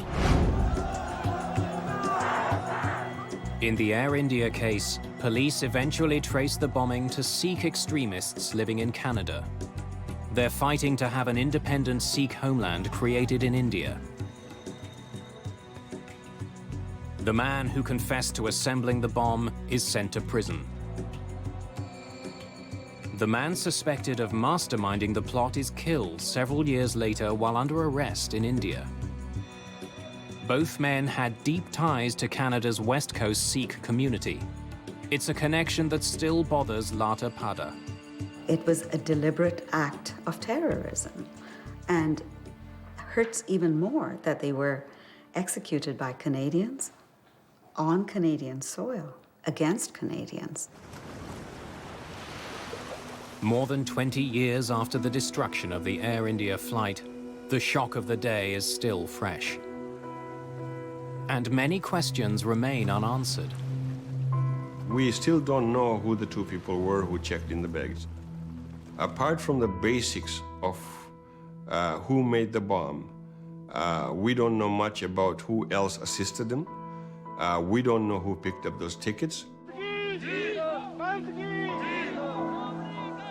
There's a vow of silence that has hindered the investigation. This inquiry will be launched immediately. In 2006, the Canadian government launched an inquiry into the Air India bombing, another investigation of what happened and why. The shocking death of so many is a continuing source of anger and disbelief.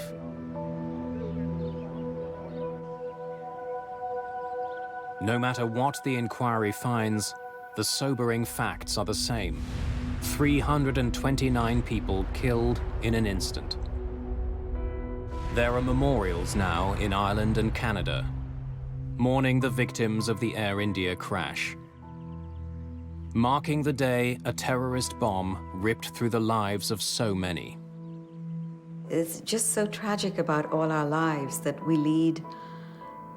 Every day is an ordinary day in our lives, but some days, unexpectedly, something completely, totally unexpected shatters your life, and that was one of those moments.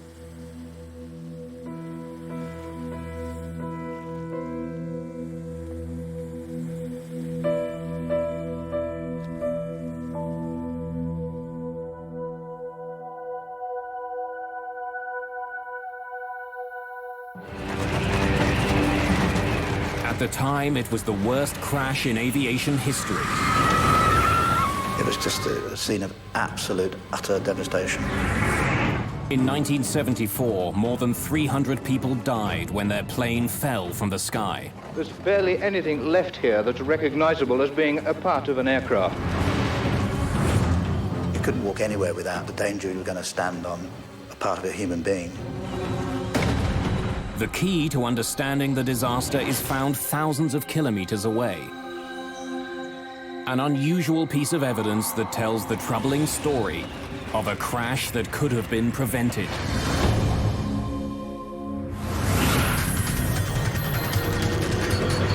Mayday, Mayday.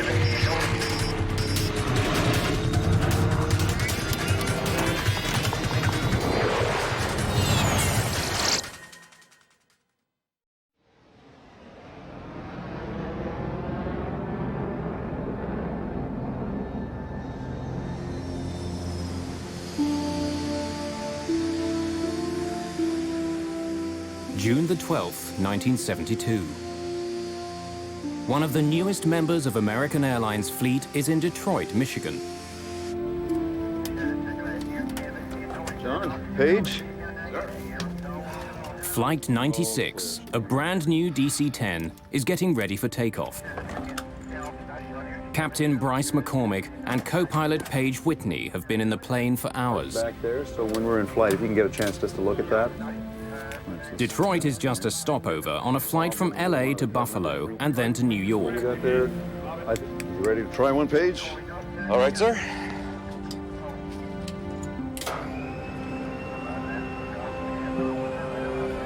McCormick has flown the plane out from California, but Whitney is going to fly the next leg. Both men want as much time at the controls as possible. Neither one of them has more than 75 hours flying the DC-10. Few pilots have more. There simply aren't enough of the planes in the air. In 1972, the DC-10 had just been introduced. The plane is the latest advance to passenger jets. Its style and its size set it apart from other airliners. The McDonnell Douglas Corporation has spent more than $1 billion developing it. In the late 60s, there was a race going among the three major manufacturers of jetliners, McDonnell Douglas, Boeing, and Lockheed, to see who could get the first jumbo out. So they got really busy on getting this DC-10 into production as fast as they could. And one of the things that they could not suffer were many delays based on some problem with the design. American Airlines is one of the first companies to buy the plane.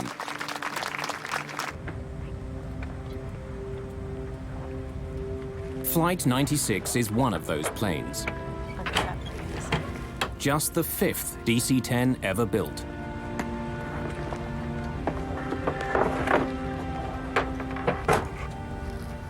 Cydia Smith has just been trained to be the chief flight attendant on the DC-10. I was excited because it was one of the first jumbos that we had. And I was going to have the opportunity to fly number 1, which is what I always wanted to do on a big jet.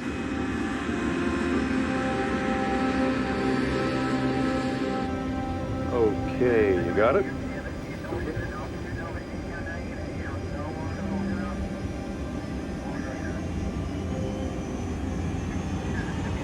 Hand on the wheel. I got you.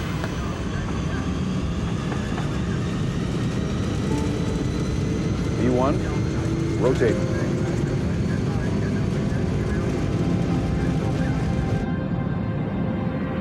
Just after 7 in the evening, Flight 96 lifts off from Detroit Airport.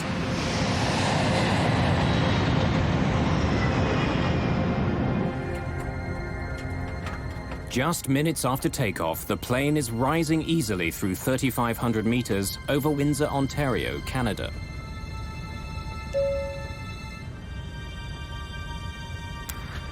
I was sitting in my seat, and the captain had turned off the fasten seatbelt sign, and I was making my way to the galley, and I had to go sort of downhill because we were climbing to go to the galley to turn on the coffee.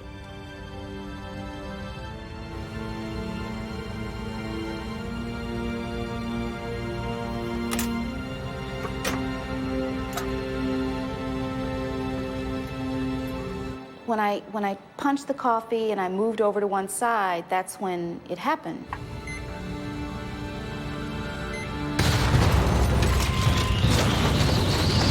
I remember falling over because the plane was like this, but all of a sudden it just went like this.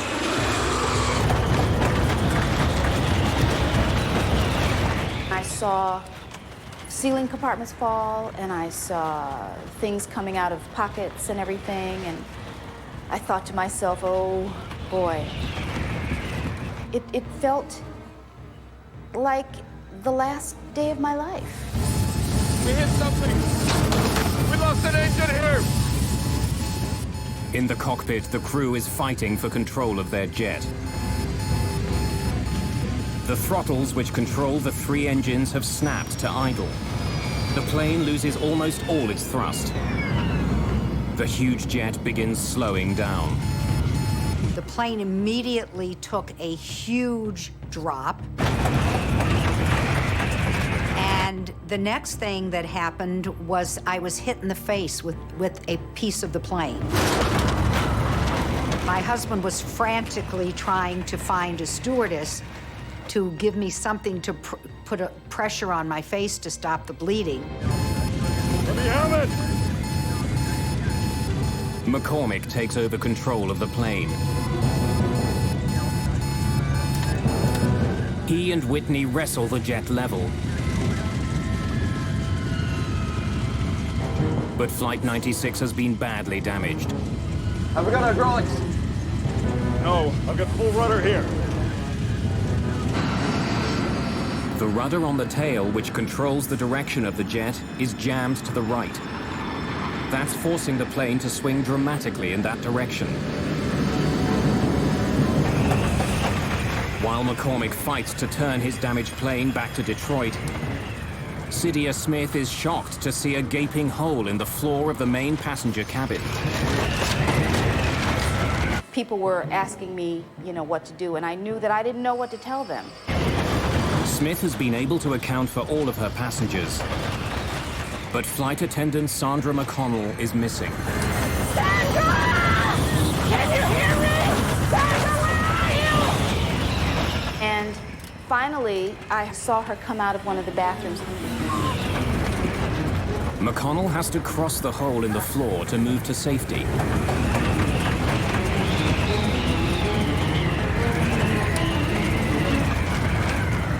And almost every step she took, the floor kept collapsing.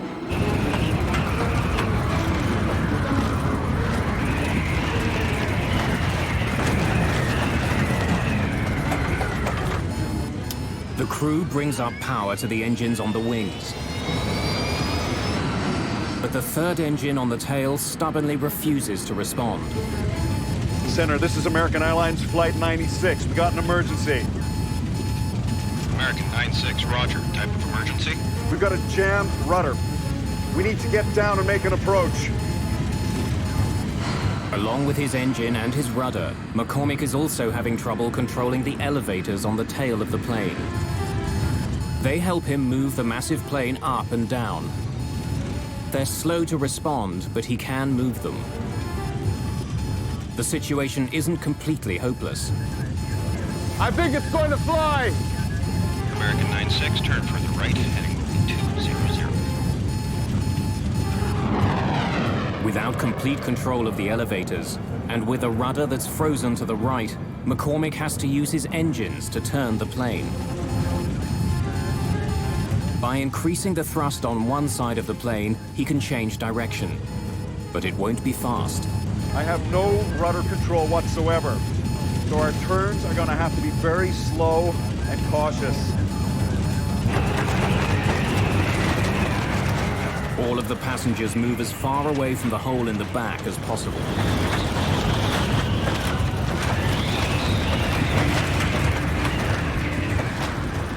But apart from the cut to Loretta Kaminsky, so far there are no other serious injuries.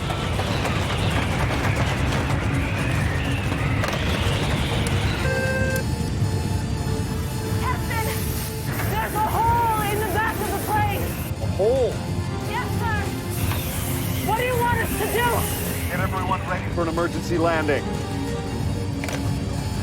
Bryce McCormick's DC-10 is badly damaged. The lives of everyone on board now depend entirely on his ability to land a plane that can barely fly.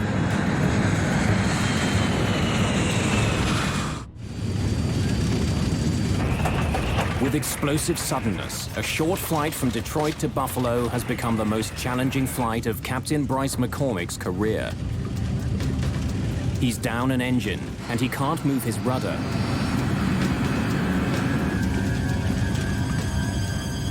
As he heads back to Detroit, McCormick begins to slow his plane down so it can land safely. But when he does, his plane begins falling dangerously fast. Ideally, McCormick should be descending at 700 feet a minute. But now he's falling more than twice that fast. 1,600 feet per minute. What's the sink rate? Sink rate, 1,600! At this rate, McCormick will crash well short of the runway. He increases power to his engines to slow his fall. Sink rate, 700. McCormick has slowed the plane's descent to 700 feet per minute. But to do that, he's had to increase his forward airspeed, which means he'll be landing far faster than usual. For the first time since the beginning of the crisis, McCormick talks to the passengers. Ladies and gentlemen, this is your captain speaking. We've had a small problem, but the plane is under control now, and we're heading back to Detroit for an emergency landing. Bryce McCormick was as calm as if he were welcoming you on the plane. As the plane nears the airport, flight attendants ask passengers to remove their shoes and any sharp pieces of jewelry.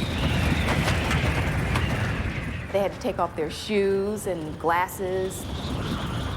We collected everything in a blanket. Less than half an hour after leaving, the badly damaged DC-10 struggles back to the Detroit airport. The few minutes that it took to get back to Detroit were the longest minutes that I will ever remember spending on an airplane, because we were sure that we were not going to survive.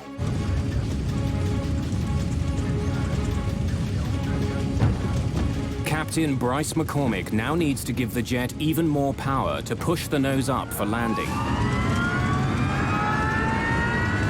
His plane is still drifting to the right and traveling fast.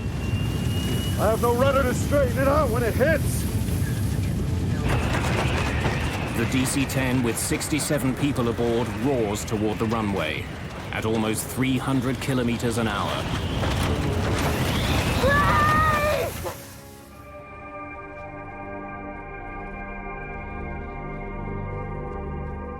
The landing was the most frightening part of the entire flight.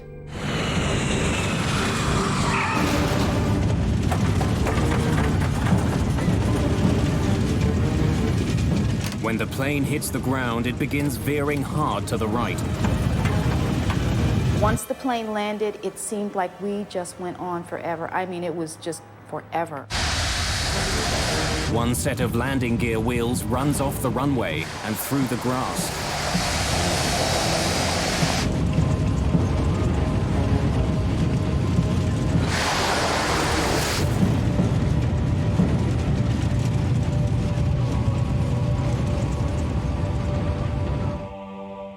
After a harrowing touchdown, the plane eventually comes to a stop just 300 meters from the end of the runway.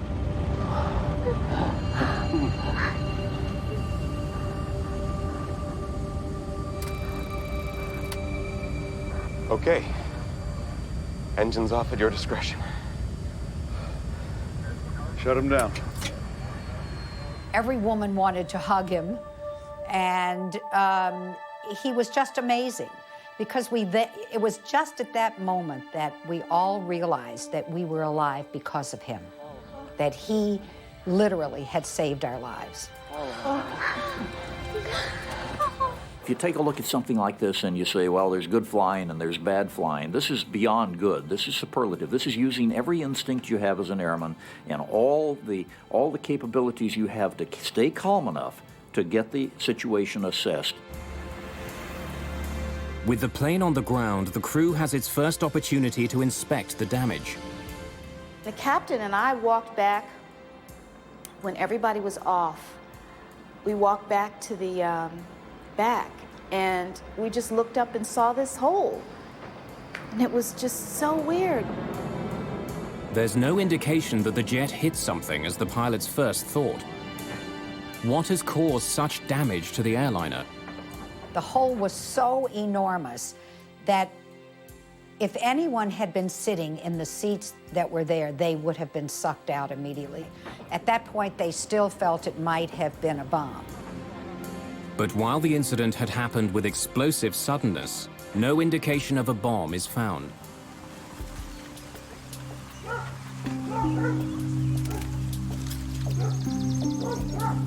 As investigators begin their work, they discover that not all of the DC-10 is at the Detroit airport.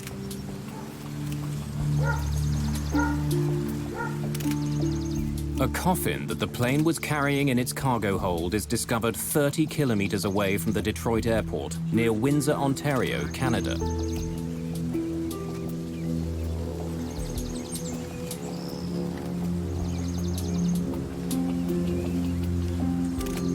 Investigators also find the plane's rear cargo door. Doors are not supposed to fall off airplanes, especially since it was a rather new airplane. You would not expect something like that to happen. When they examine the cargo area of the plane, they discover that the very design of the door makes it a potential weak spot. These don't look like they... Most doors on a jet open inward. In fact, the door is slightly larger than the frame it fits into.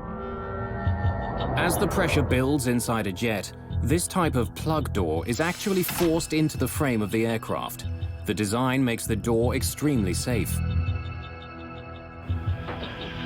But McDonnell Douglas designed the cargo door on the DC-10 to open outward. That decision was made to increase the amount of storage space on the plane. When it's closed, hooks on the DC-10's door grab hold of a bar on the plane's door frame. To make sure it's closed, baggage handlers push down on a lever, which drives locking pins through the hooks, which hold them in place.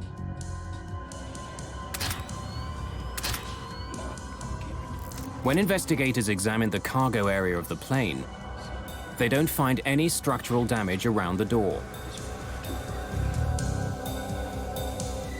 When they study the locks on the cargo door itself, they find that the latches are not completely closed. And the pins that are supposed to make sure the door is locked are not in their locked position. When we interrogated the cargo handler that closed the door, it became immediately apparent that he used excessive force to close the door. And in fact, he said he had to use his knee to get the door handle to go flush. Investigators make a frightening discovery. It's possible to close the lever on the outside of the door, even if the hooks and locking pins are not in the closed position.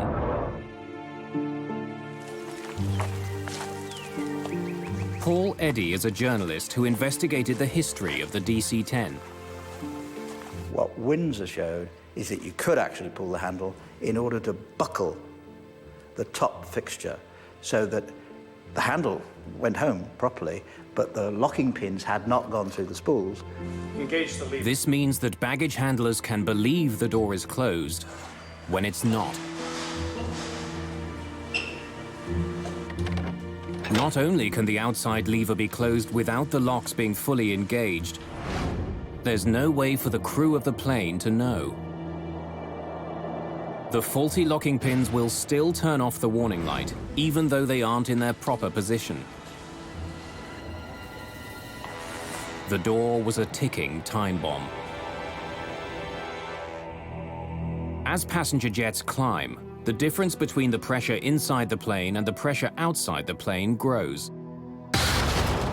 If a door isn't properly shut, it will blow out with explosive force. The problem on the American Airlines flight began as the plane passed through 3,500 meters. When the door blew, the coffin in the cargo hold was sucked out.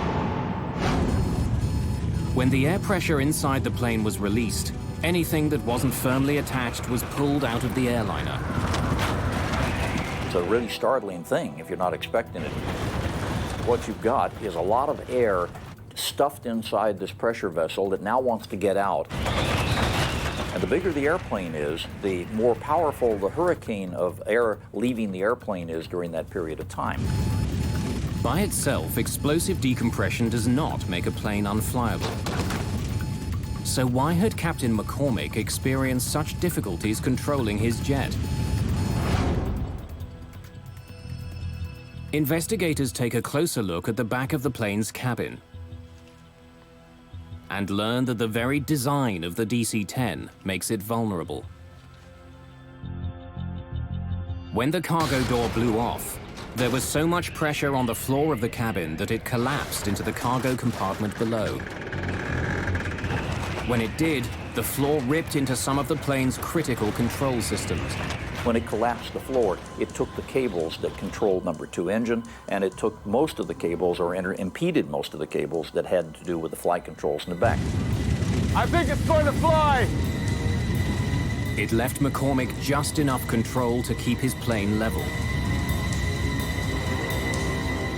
The remarkable flying of Bryce McCormick had saved the lives of everyone on board Flight 96. But there was a problem with one of the newest and most expensive planes flying over North America. In the Windsor incident, there was an obvious flaw. And that's where the NTSB said, look, here is really the smoking gun, the ability to close that thing without having all those locks engaged. Let's make sure we change this system right now. Every DC-10 operator needs to know this. I want everything checked. I want all the bolts checked first. Chuck Miller is the head of the NTSB's Aviation Safety Bureau. You have to check all the latches, okay? Every single latch. It's his responsibility to point out problems with the new DC-10 and propose solutions. He helps write the fixes he thinks McDonnell Douglas needs to make to keep the plane safe.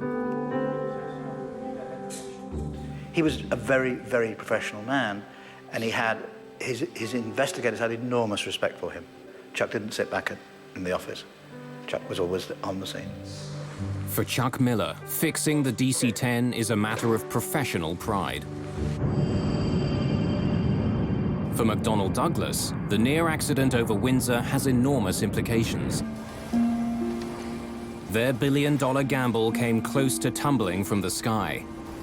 If anything else goes wrong, the company itself could be at stake.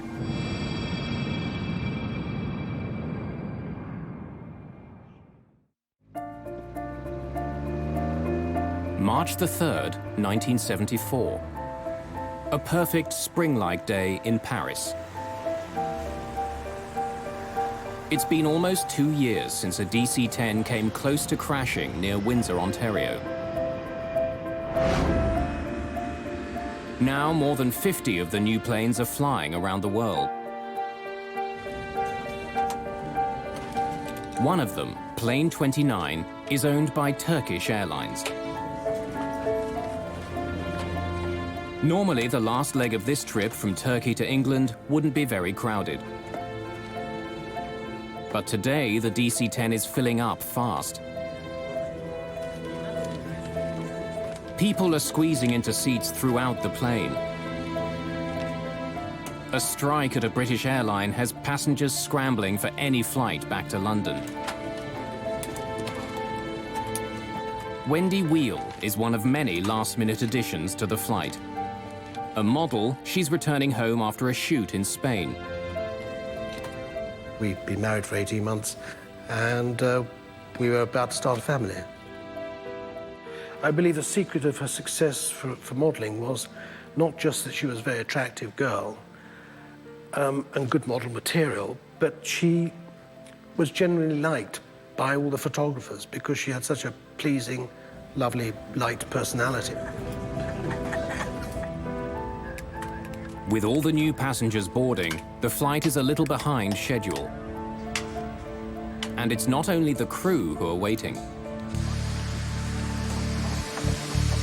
At the back of the plane is baggage handler Mohammed Mahmoudi. With all the new passengers, he's not sure if there are any more bags to load. C'est tout. Vous êtes fini. Bien, j'ai l'affaire. Not expecting any other luggage, Mahmoudi locks the rear cargo door.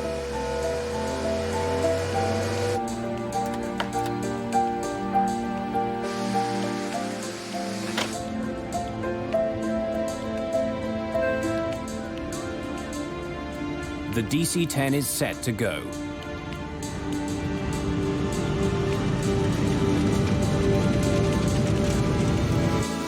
Just after 12:30 in the afternoon, THY Flight 981 lifts off into the skies above Paris. London is less than an hour away. Race control, this is Tango Hotel Yankee 981. We're at 60, requesting clearance to flight level 230.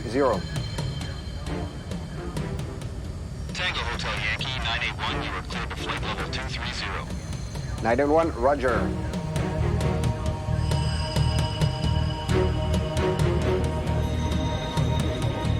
As it flies away from the airport, the DC-10 continues to gain altitude. 2,700 meters, 3,000 meters, 3,300 meters.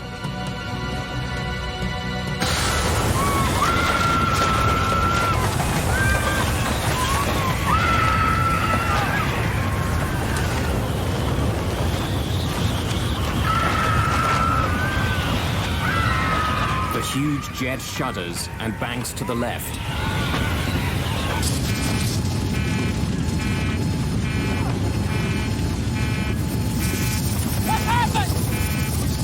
The cabin blew out!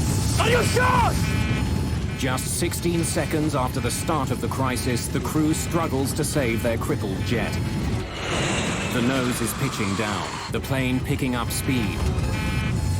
Bring it up! I can't bring it up! She doesn't respond!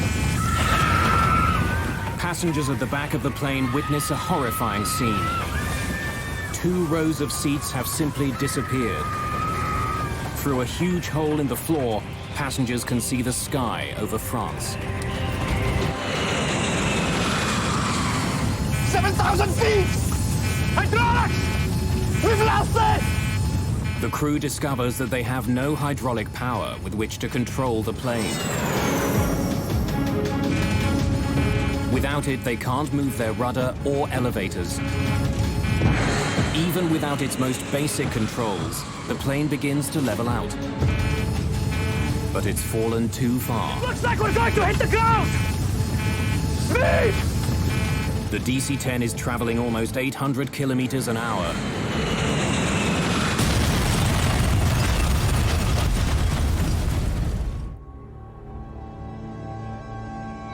The flight from Paris to London never even makes it to the English Channel. Just 9 minutes after taking off, Turkish Airways Flight 981 becomes the worst plane crash of all time.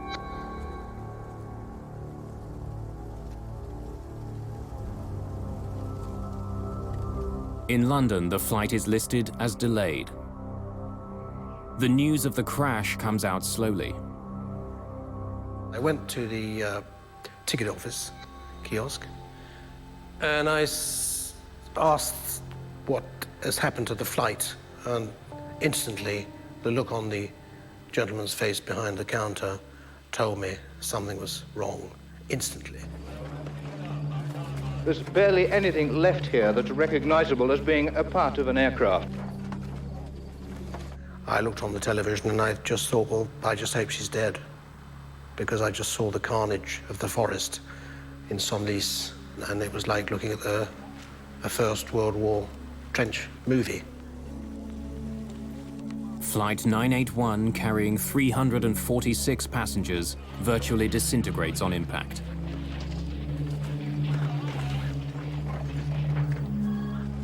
There are no survivors. It was just a scene of absolute, utter devastation.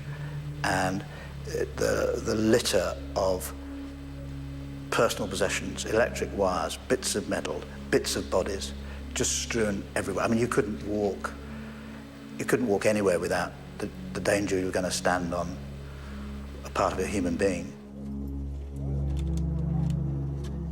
I still have nightmares about this, even though it's 33 years ago.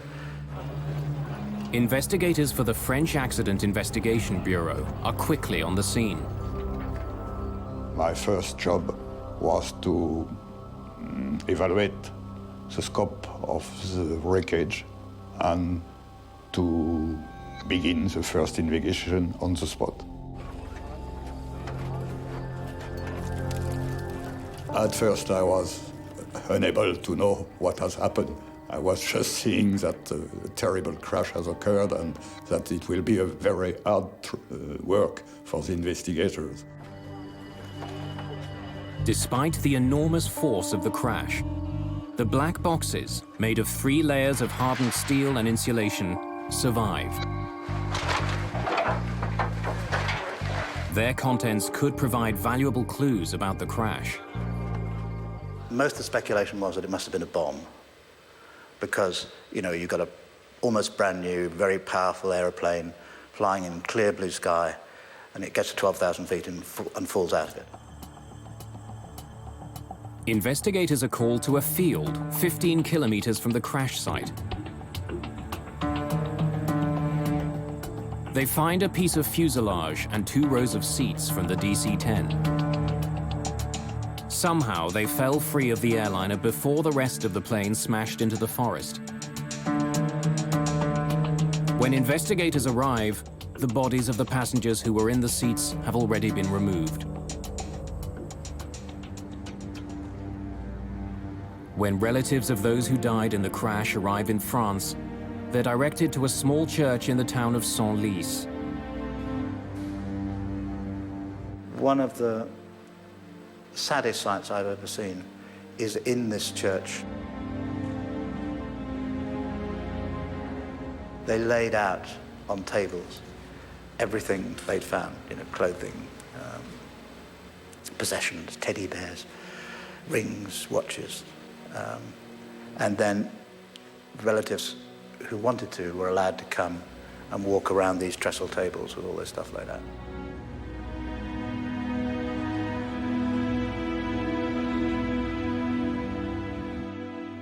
They produced a little packet with my wife's wedding ring and rings, engagement ring. It was all pretty battered up, so you can imagine the thoughts that went through my mind.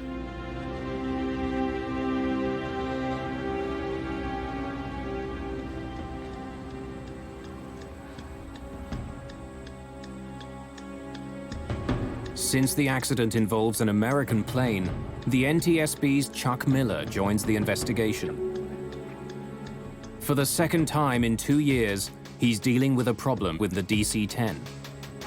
I don't believe that Miller suspected for one moment that the door hadn't been fixed after Windsor. But it becomes clear that the piece of fuselage found in France is in fact the plane's rear cargo door.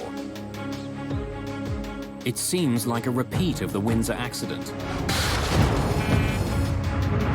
Miller is left with a haunting question. Why hadn't the problem been fixed? When he saw the door, of course, saw that it hadn't been done. The fix hadn't been made. And that's when I think his anger became very, very strong indeed. Miller takes an unusual step. Although the official investigation is just beginning, he gives journalist Paul Eddy an important tip. I said, have you got any ideas what made the door come off? He said, yeah. If I were you, I'd go and look at a place called Windsor, Ontario.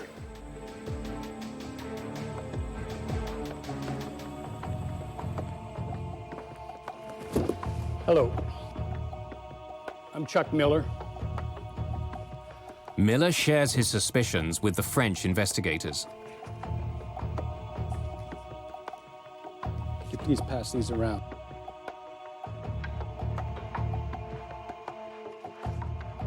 These were taken on June 12th, 1972, right after the incident. We have asked for the report on the Windsor accident, and our American colleagues were also volunteers to give us a lot of details. Now, we had an American Airlines flight from Detroit to Buffalo have its cargo door blow off.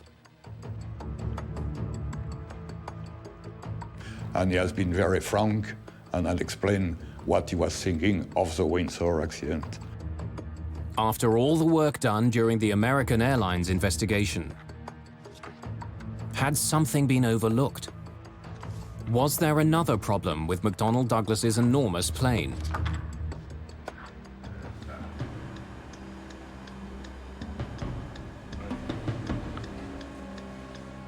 With the information from Chuck Miller, French investigators take a closer look at the plane's cargo door. They make a shocking discovery. There is no new problem. It's just like the American Airlines case all over again. The latches that are supposed to hold the cargo door closed aren't locked.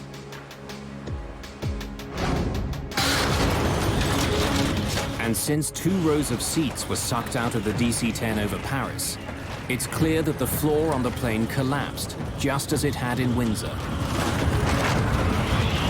It looks like we're going to hit the ground!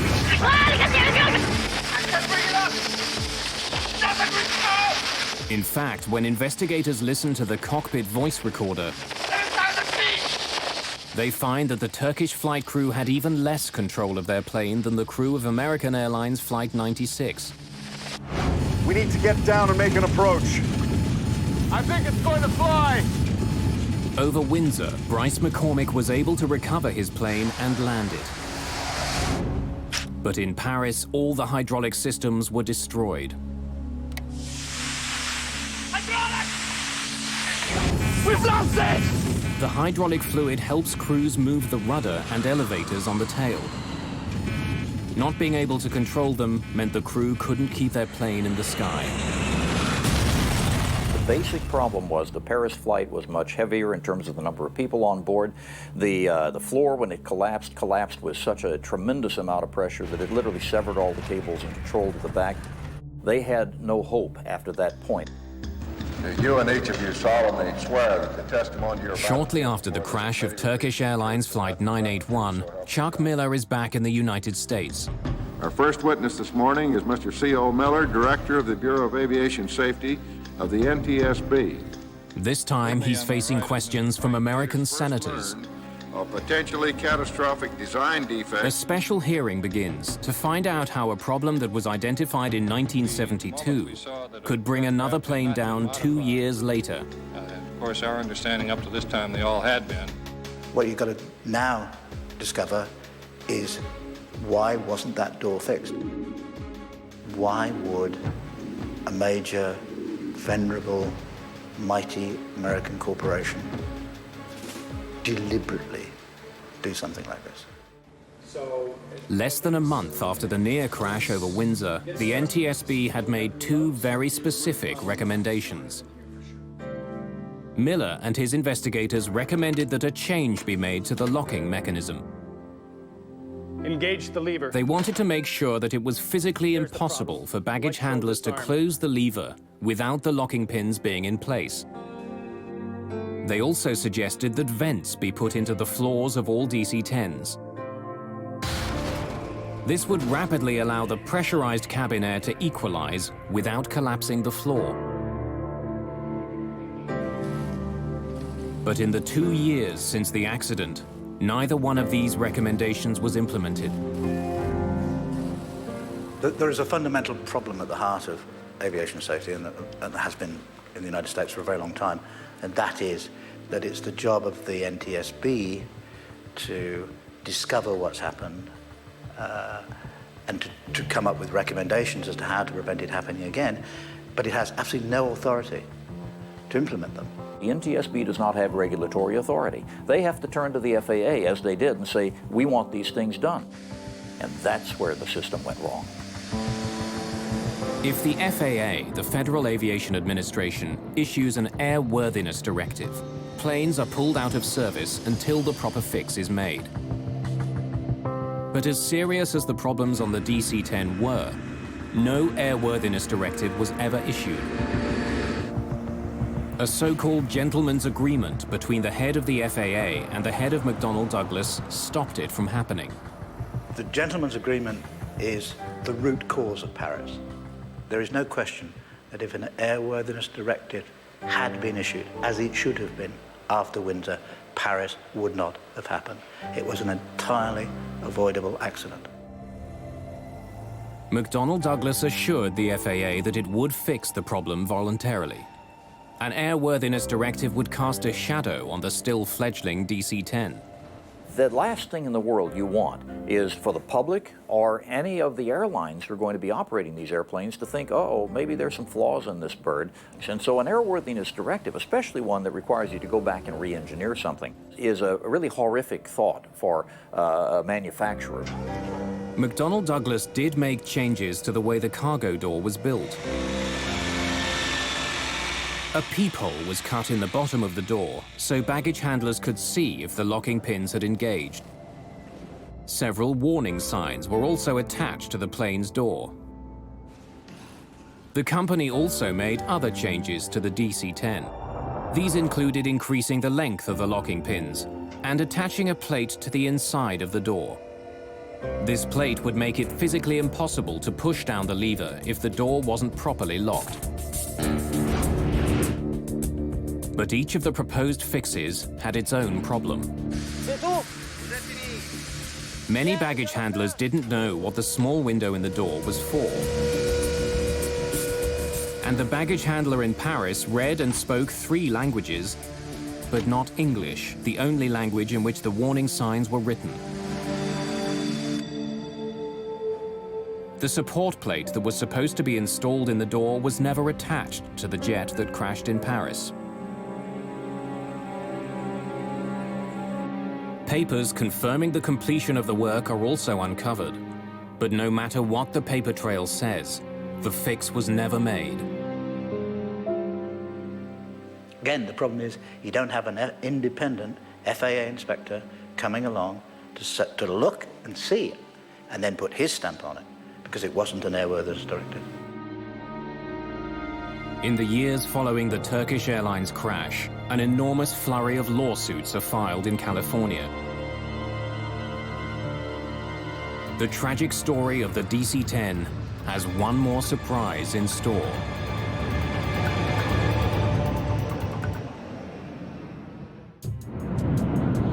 It's 1974, and an unprecedented series of lawsuits are being filed against McDonnell Douglas. The families of those who died near Paris want someone held responsible. As time went by, I learned more and more about what actually happened and realized that it was not an accident as we would call an accident. It was totally avoidable. My goal was to expose these people. In the weeks leading up to the trial, lawyers who are involved in the case have access to the entire history of the DC-10's development. They're not the only ones who pore through the evidence. So does journalist Paul Eddy. We were determined to get to those documents and that testimony. Somebody gave us a key to the depository where the documents were, and so at night we would go in and then had a huge accumulated pile of documents to go through in order to find out what they've been up to.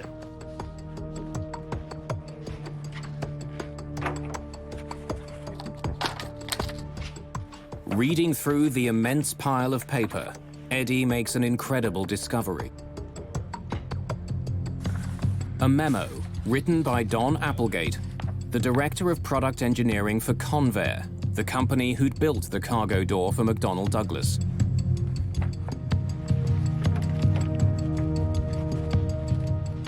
I think the point when we knew we got them was the Applegate Memorandum that specifically pre-warned this would happen. The memo is a damning indictment of the cargo doors that were being made for the DC-10 and the lack of venting in the cabin floors. It warns that it's only a matter of time before there's a major disaster involving the doors.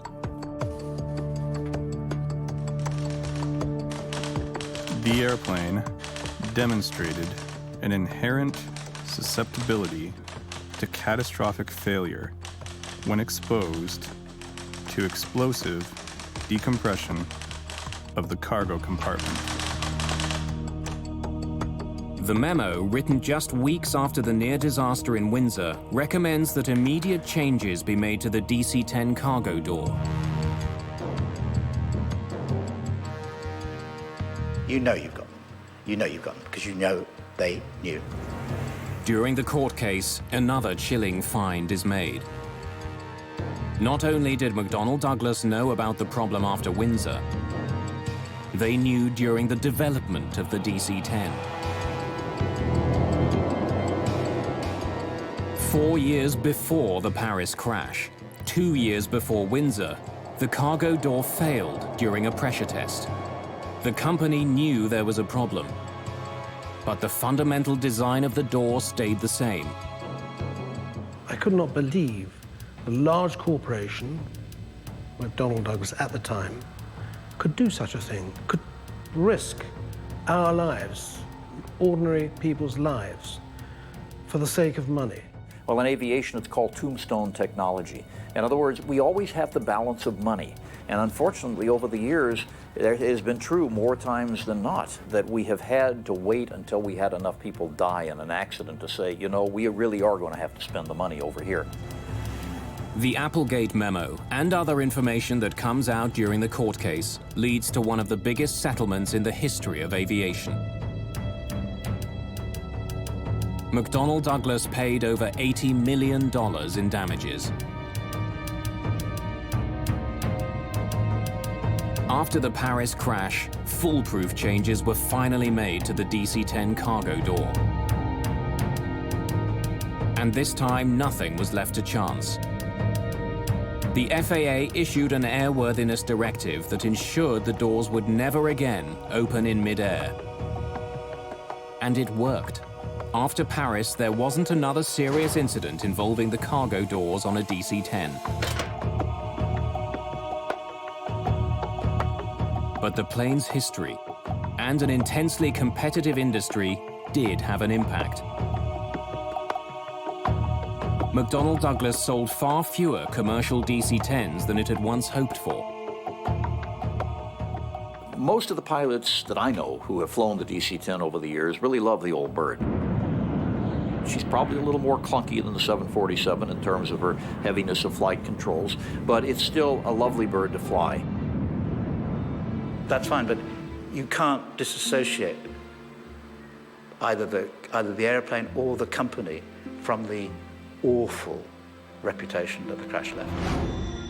Eventually, McDonnell Douglas itself disappears. The company was bought by Boeing in 1996. In the forest outside Paris, a monument now stands honoring those who were killed on Flight 981. A permanent reminder of one of the most disturbing crashes in the history of aviation.